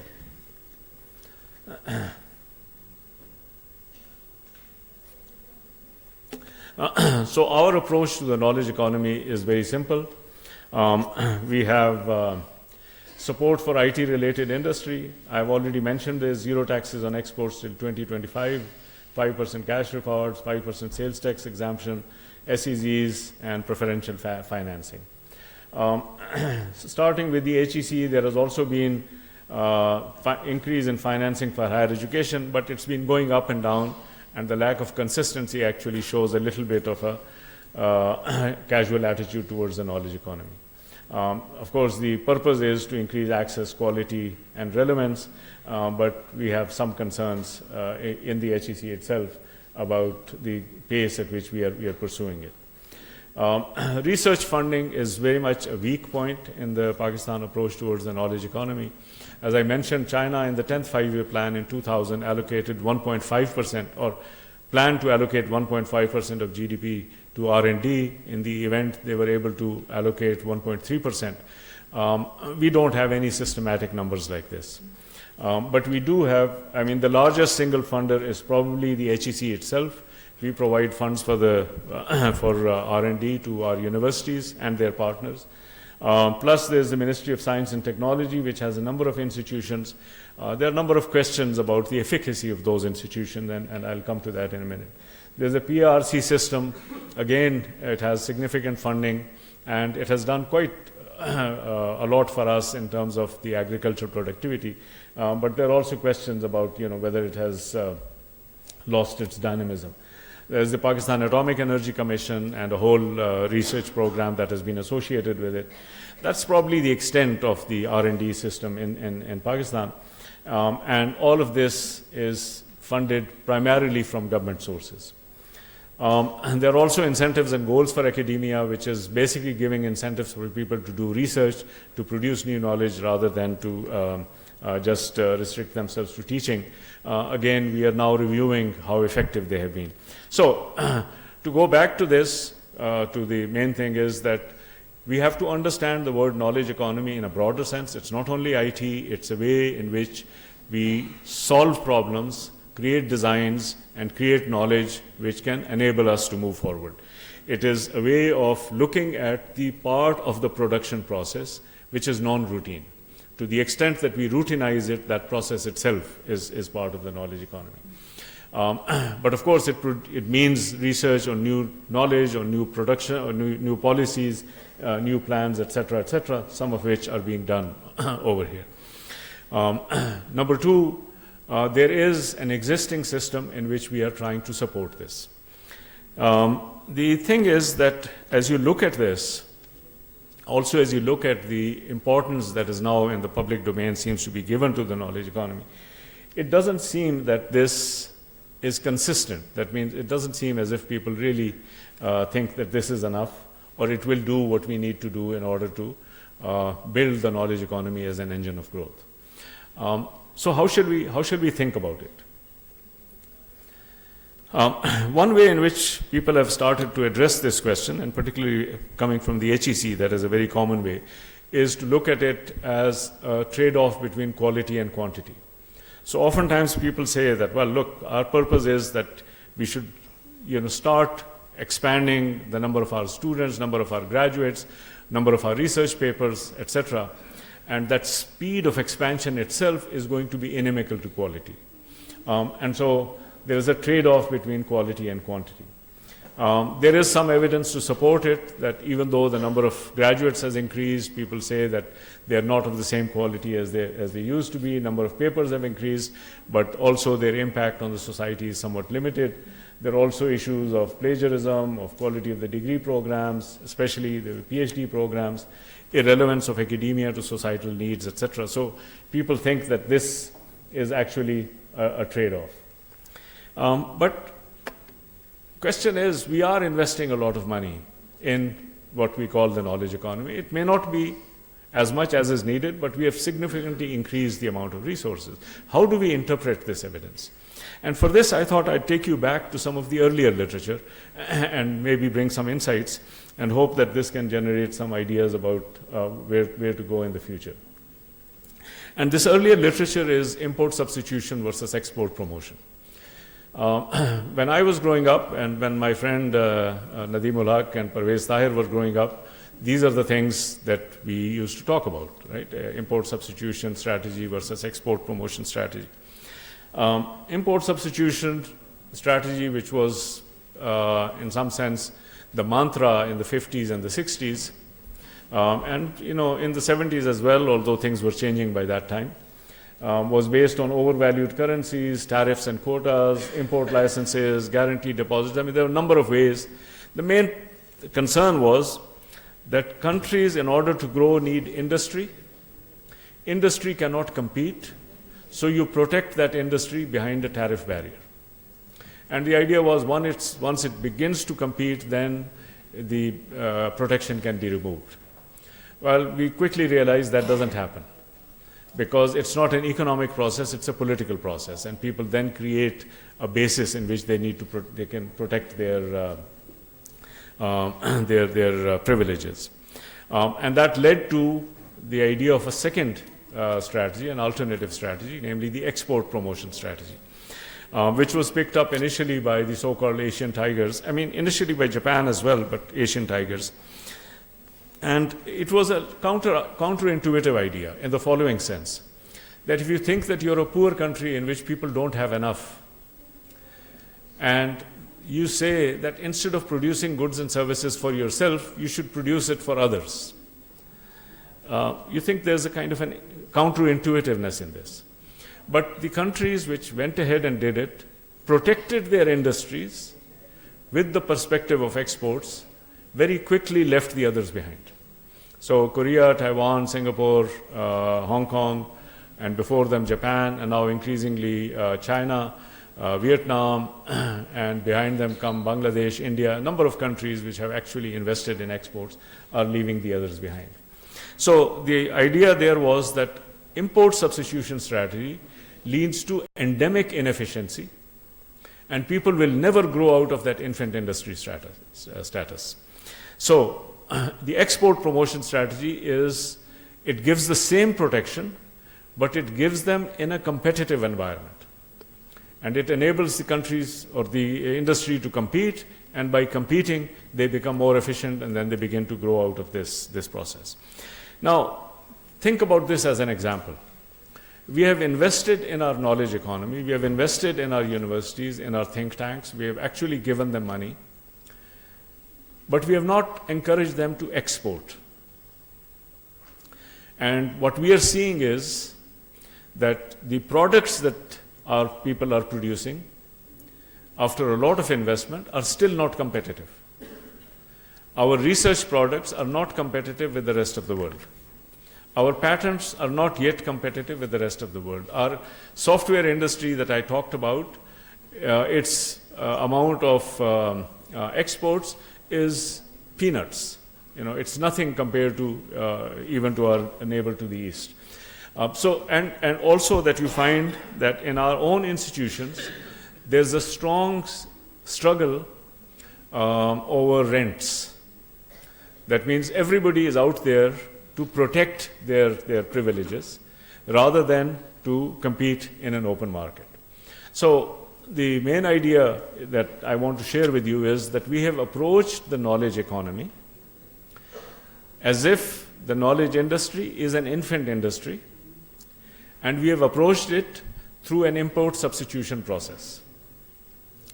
And one of the results is that we are seeing the same kind of behavior in the so-called knowledge industry that we were seeing earlier in the physical industry. Just as the physical industry was unable to compete after a long amount of investment, the knowledge industry also continues to be unable to compete. So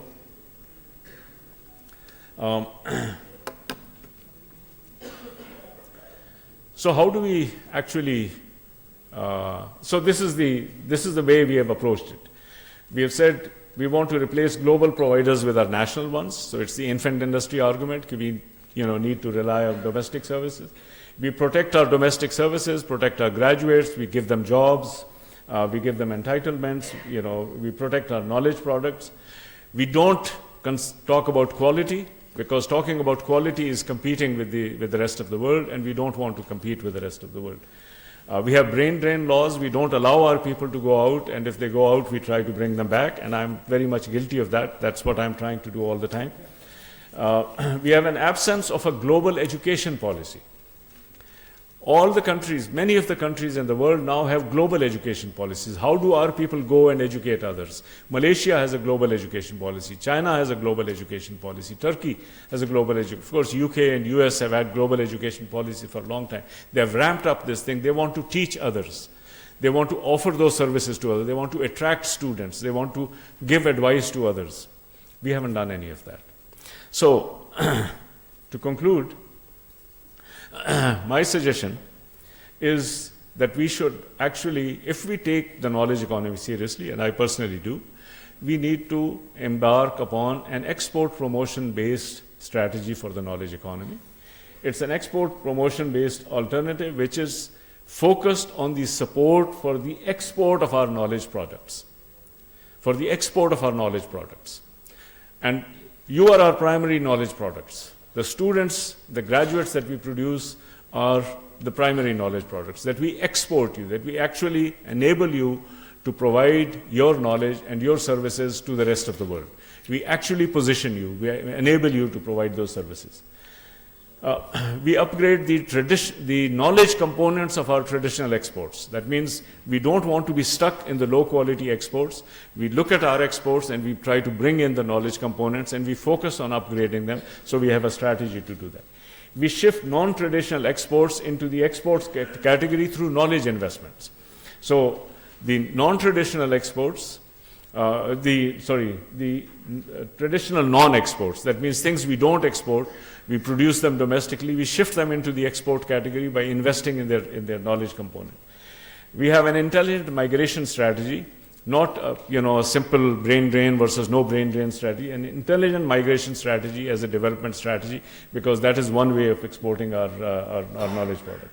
We attract students to Pakistan, and we enable Pakistani experts to teach the rest of the world. Now, ladies and gentlemen, the knowledge economy is here to stay. We now understand, we have broken up knowledge into different components. Developing countries are being pushed into a race in which we will have to specialize in the routine component of the production process, which doesn't have high productivity growth, and it doesn't have high income access, so it doesn't get a large income share. We need to get out of this, and the only way to getting out of this is to invest in the knowledge economy. But we can't invest in the knowledge economy if we ignore the lessons that we had from an earlier period of our economic growth.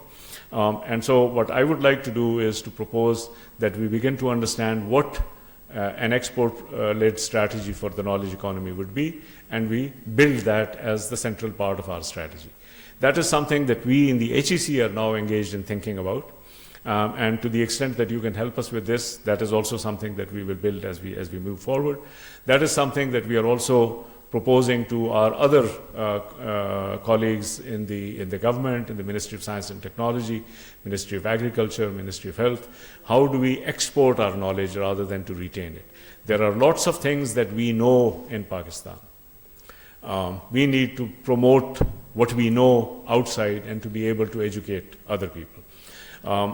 Just as in the earlier period of export promotion, there was export pessimism. There continues to be export pessimism about the knowledge economy today. I think it is just as unwarranted as it was in the past, and we need to focus on it on a brand new strategy to take this up. These are some of the thoughts I wanted to share with you. I want our students to start thinking about this and come and explore some of these issues in a more systematic manner so that we can begin to push our development agenda much more significantly. Thank you very much, ladies and gentlemen.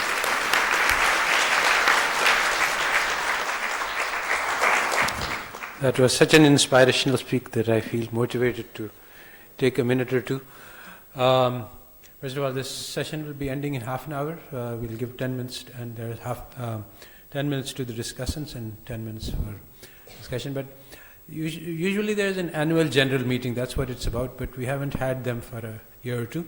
But I have been thinking for a long time and to make it operational that this PSDE exists in name only, the Pakistan Society for Development Economics. Basically it's this event, and it's run by PIDE, there's no difference. But now I'm going to want to actually activate it. So we will have a separate annual general meeting.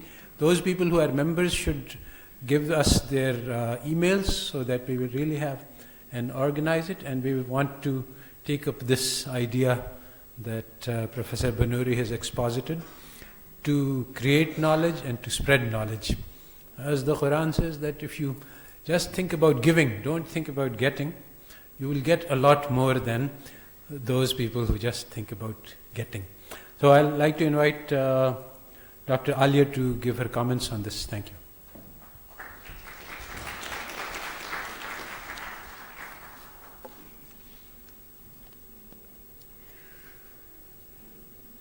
I wish to thank PSDE and PIDE for inviting me to be a discussant, which I don't think I'm capable of being a discussant. What I can do is offer some of my thoughts, as Dr.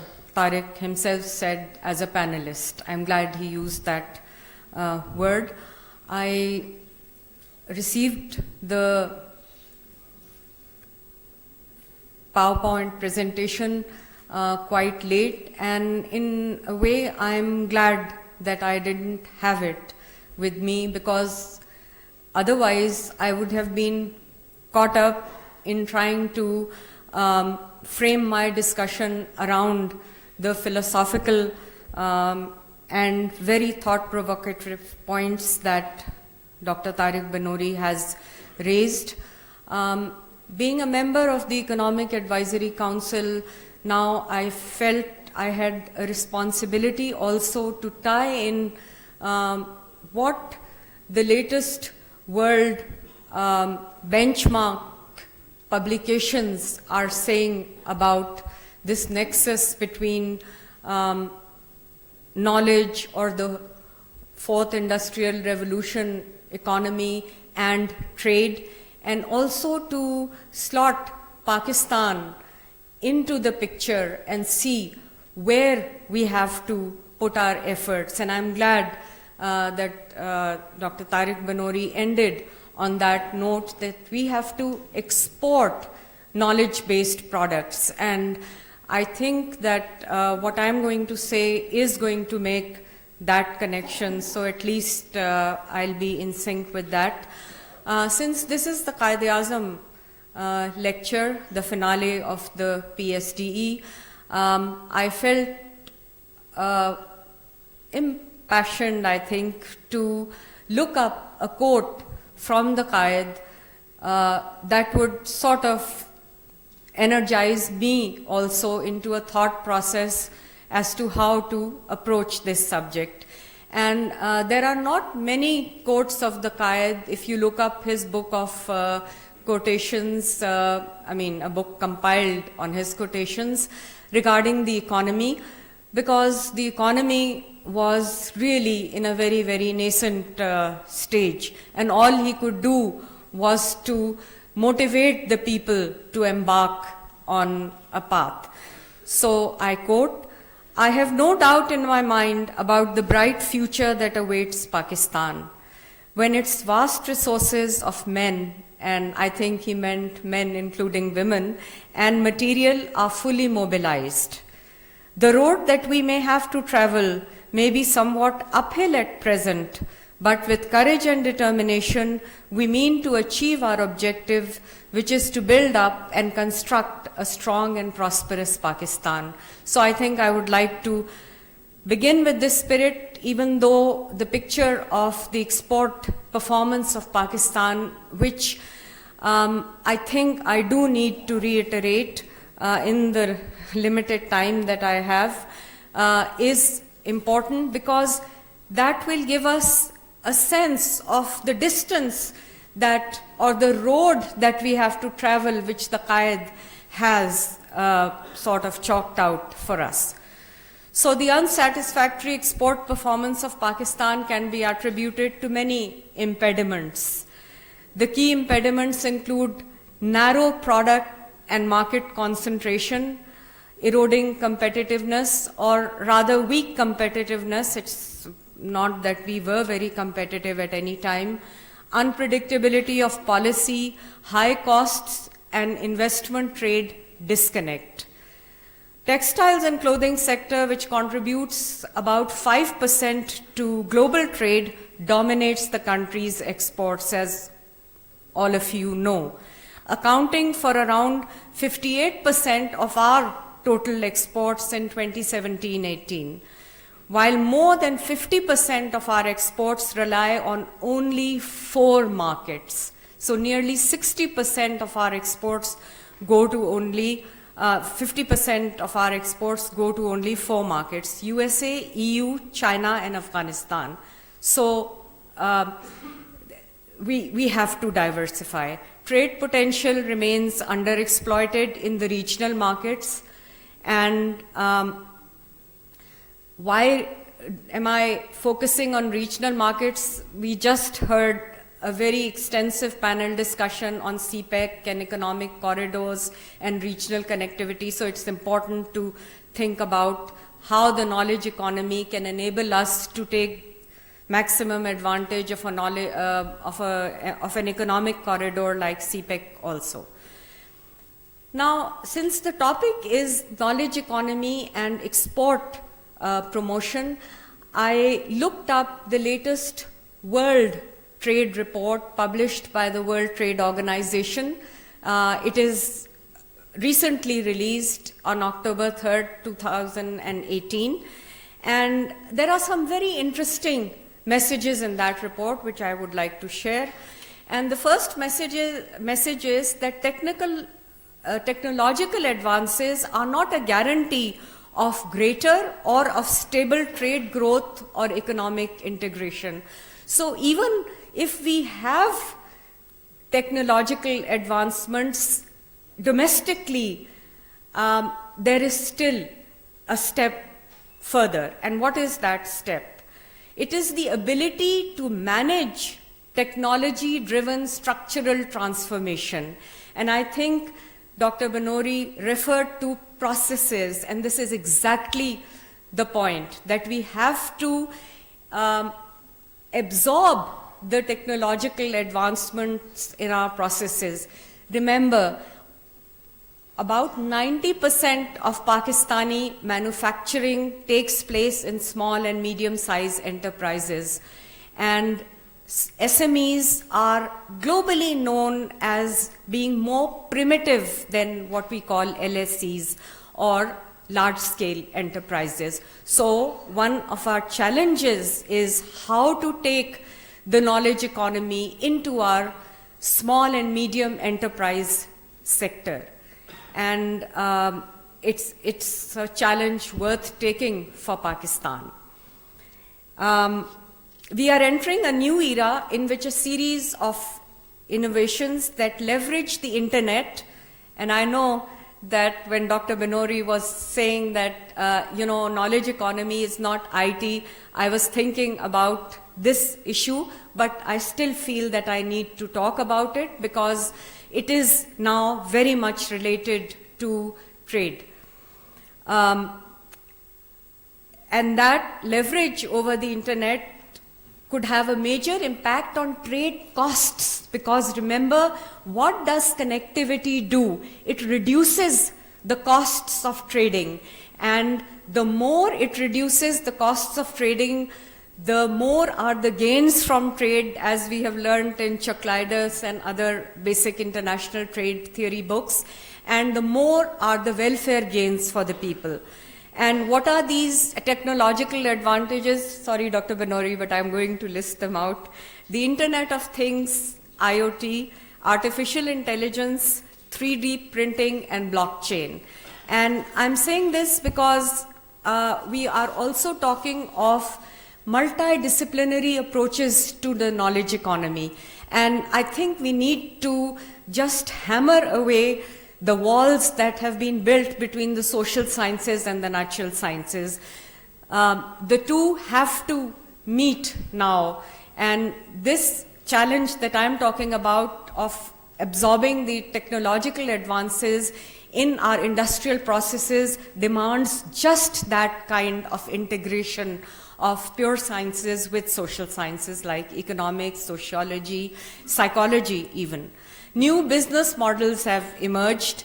However, the digital divides are great between developed and developing countries, and between small and medium firms and large firms. Okay, now since I have only 2 minutes, I would like to take advantage of another recently released report which talks about the future of the readiness for production and where does it slot Pakistan. Because unless we analyze our position vis-a-vis other countries, whether in the region or in the world, we are not going to pressurize ourselves to reach the goals that we should be aiming for. Pakistan is slotted in the group, which is a huge group of 100 countries, but Pakistan is on the lower rung in that, which are called nascent countries. What are these nascent countries? They have a limited production base and exhibit a low level of readiness for the future through weak performance across drivers of production. And I'll just take 1 minute more and tell the audience what the drivers of production are. The drivers of production, the first one is technology and innovation, and out of a 10, we get a 3.18, so not good. Human capital, 3.65 out of 10. And remember, there are multiple indicators behind each driver, so if any of you wants to really understand the micro components of this index, go to the World Economic Forum website and look up this report. It's an excellent report to read in your free time. Global trade and investment, which refers to Pakistan's connectedness with the global trading scenario, 2.72, so even lower than the previous two. Institutional framework, which are all the rules, regulations, and competition policies, etc., 3.67, so slightly better. Sustainable resources, 2.88. Demand environment, which is very optimistic, that is 5.37. So Pakistan has a great potential to trade.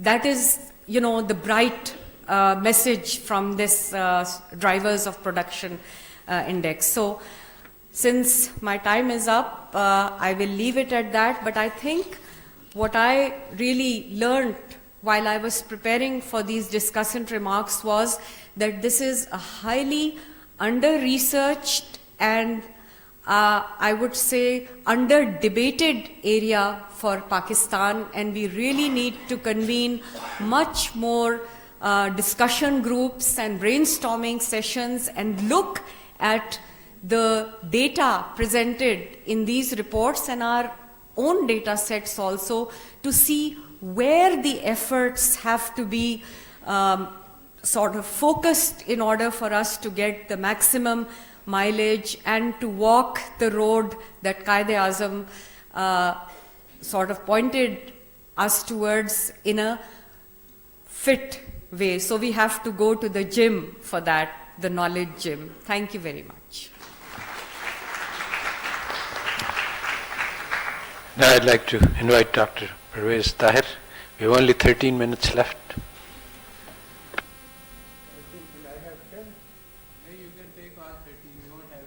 Okay, no questions. Huh?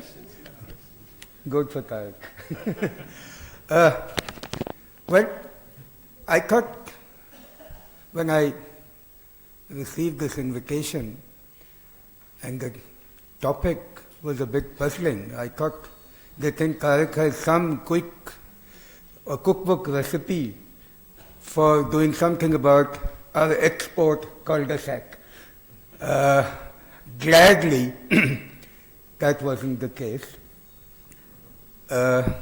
Eloquent, all-knowing as ever, and with the presentation less impressive than other Najms, Tarak sort of made the simple point that knowledge, there is no knowledge economy actually.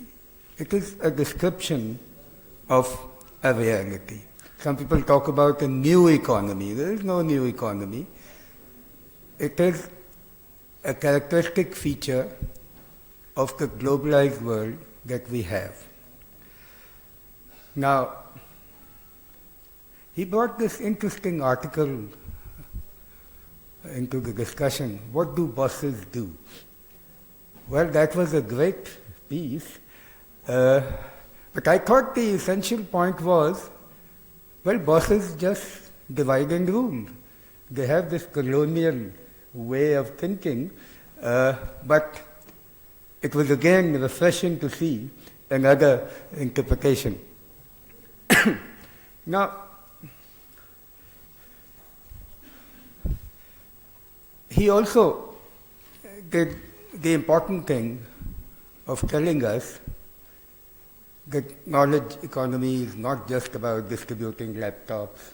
It is not just about ICT. It is not about startups. It's not about all these sexy things that you hear about. It's about, and I think it was quite a nice way of putting it, it was getting us out of the import substitution mindset. Because we still continue to suffer the pangs of infanticide. Remember the infant industry argument, the infants who never grew up. And that is where you can see the knowledge gap started. Now, how do we deal with this situation? And Tariq is head of Higher Education Commission, and people do look up to the Higher Education Commission to sort of contribute towards bridging this knowledge gap that we have. And I have to go back to the days, early days of Higher Education Commission, and in the CDWP, when these initial projects were brought up, you know, they were all brick and mortar projects. We have to have this big nest, we have to have big campuses, and so on and so forth. And I kept asking Professor Akaraman, but you should be investing in faculty. That is the most important thing. So they brought up next time a program, this famous PhD program, but with a very complicated selection criteria. You know, I said, why don't you just say these are the top 20 universities of the world? Anybody who gets admission there will get the scholarship. No? So, again, an import substitution mind was at play there. I think these things have to be fixed, and you know, Srafa produced that famous book, Production of Commodities by Means of Commodities. I think you need to write a book, Production of Knowledge by Means of Knowledge, because without knowledge, and I think I'm going to end there, I have already given you a difficult task. Without knowledge, there will be no production of knowledge. Thank you.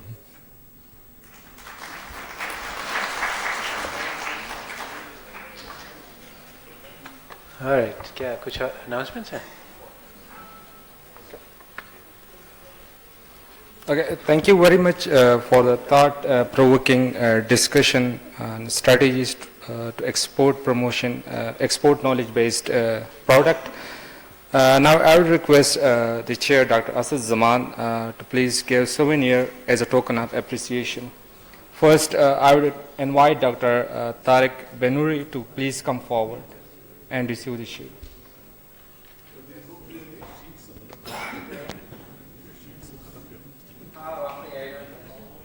He gave us knowledge and I'm giving a shield. Doesn't seem fair.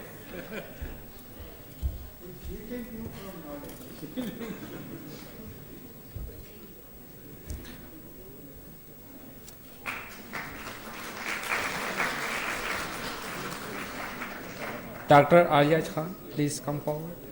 Thank you.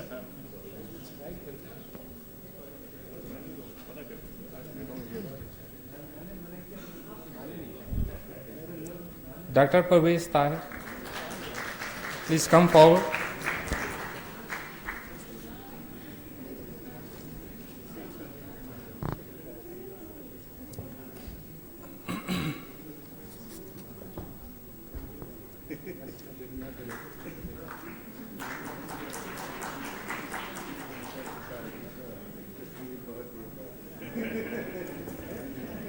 Thank you, ladies and gentlemen. This is the end of the Qaid-e-Azam session. It's basically the last session of the AGM meeting. I'm thankful to all guests of honor and participant. Now, let me hand over the podium to my colleague, Ms. Fiza.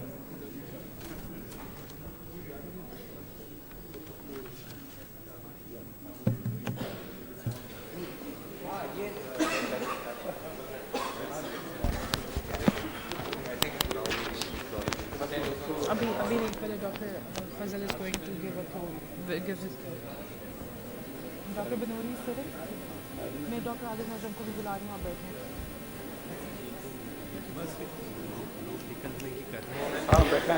Ladies and gentlemen, as the proceedings of the conference are ended, right now we'll be doing our closing session. For that, we have Dr. Tariq Benouri on stage. Dr. Asad Zaman is with him. I would request Dr. Adil Najam to join them on stage.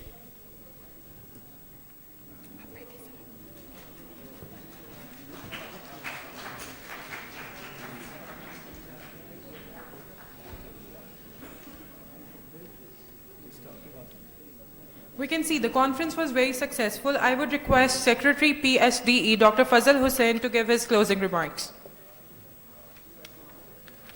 Bismillahirrahmanirrahim. Assalamu alaikum, everyone. Now we come to the conclusion of the conference.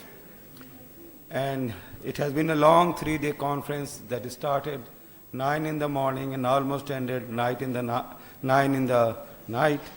And you can well imagine that organizing such an event is a huge task. And it would not have been possible without the efforts of a dedicated team. And the financial supports extended by our sponsors is also worth mentioning. So I would like to take this opportunity to acknowledge the efforts of all. And I'll hand over to Firdabad to call upon the sponsors. We'll start this closing ceremony and giving away the souvenirs. First of all, I would be delighted to give the souvenirs to the sponsors. First of all, IFPRI. The representative from IFPRI, please, can you come on the stage?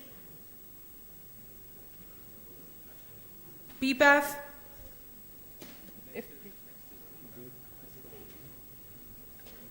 PPAF.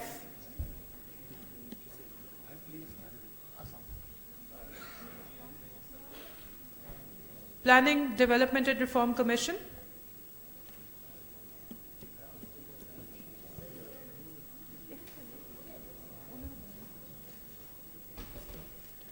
Planning, Development and Reform Commission. Asia Foundation.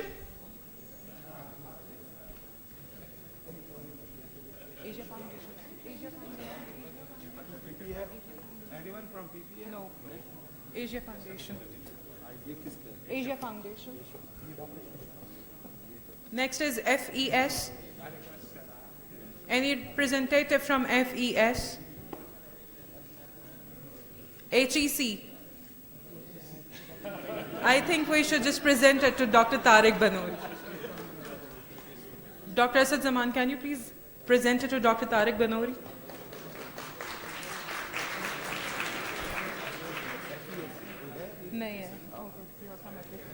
The FES representative is on the stage. FES. Next is CPAC.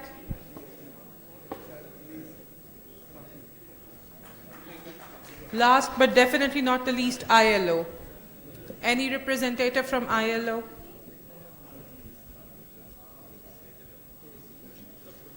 Next student. Next student.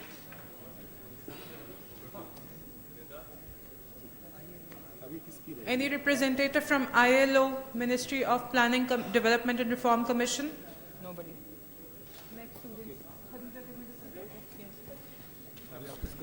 Sir, next students ke certificates.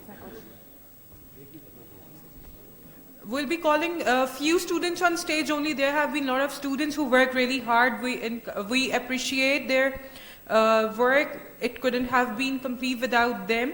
But we'll be calling just a few students. Give me.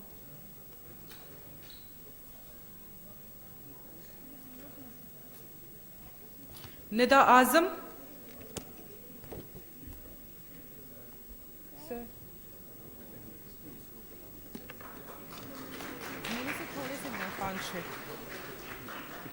Ramsha Masood.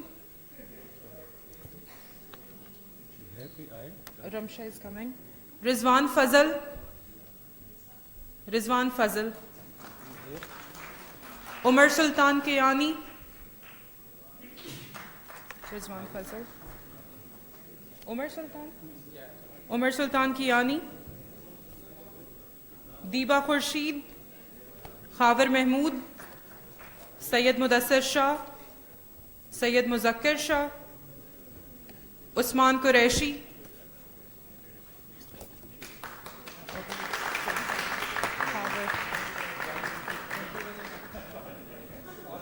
Usman Qureshi. ले लो Khadija Umar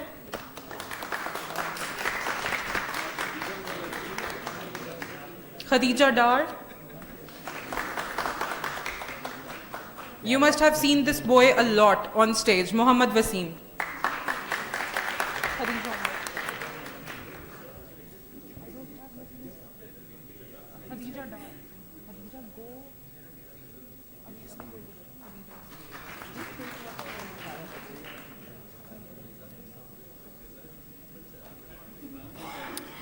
We have some more certificates, but we'll be just sending to the departments. All the volunteers, please collect the certificates from your departments. Now, the team, the conference wouldn't have been completed if their efforts were not there. First of all, Dr. Talat Anwar, Co-Secretary, PSDE. Dr. Nadeem Ahmed Khan, Joint Secretary, PSDE. Dr. Atikur Rahman, Joint Secretary, PSDE. Dr. Saud Ahmed Khan, Joint Secretary, PSDE. Mr. Azizullah, Coordinator, PSDE. Mr. Adil Amir, PSDE Secretariat. We'll require one of your group photos.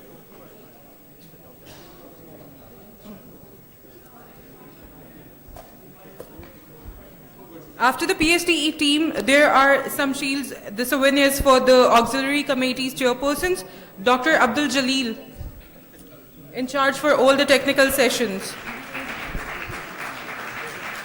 Ms. Sophia Mansouri, Secretary, Media and Outreach. Mr. Ghulam Yunus.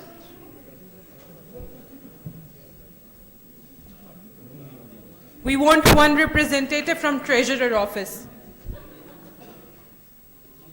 Somebody from Treasurer Office, please, can you come up on stage? Dr. Shahid Razak. Sophia, go.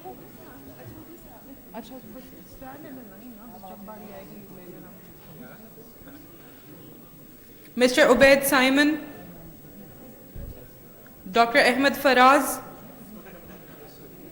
Ms. Nabila Arshad. Dr. Hassan Rasool. Just stand in the line.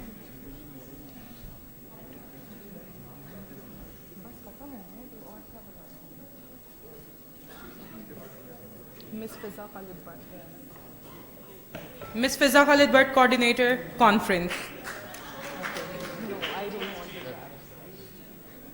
That's me.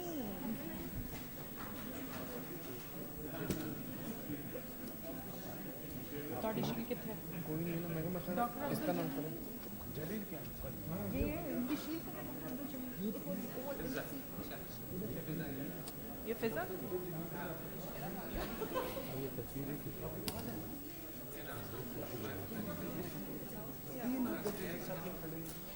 इसकी plate हो रही है मेरी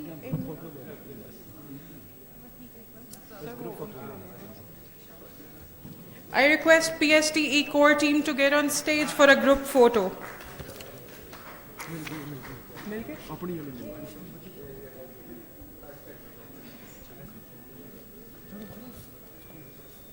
Ladies and gentlemen, that was all from 34th AGM and Conference of Pakistan Society of Development Economists. Hope to see you all next year. Thank you.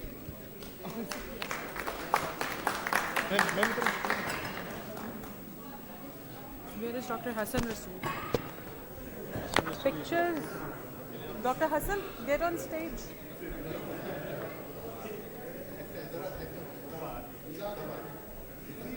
मैं आगे आ जाऊंगी परम आओ ये मैं अकेली आगे बैठूंगी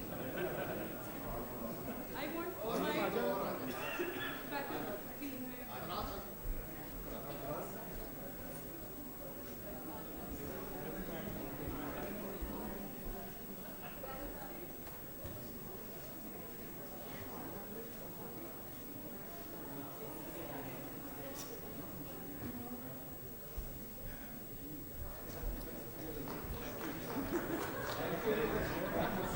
Ladies and gentlemen, tea is served at the poolside.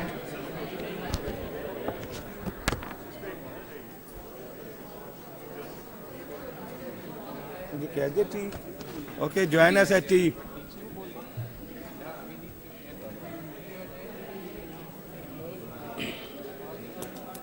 कौन है? फिजा खालिद भट्ट। ये कौन है ये लड़की? ये पता नहीं कौन है, कहाँ आ जाती है? पता नहीं, हर जगह। हर जगह। मुझे पकड़ा दिया।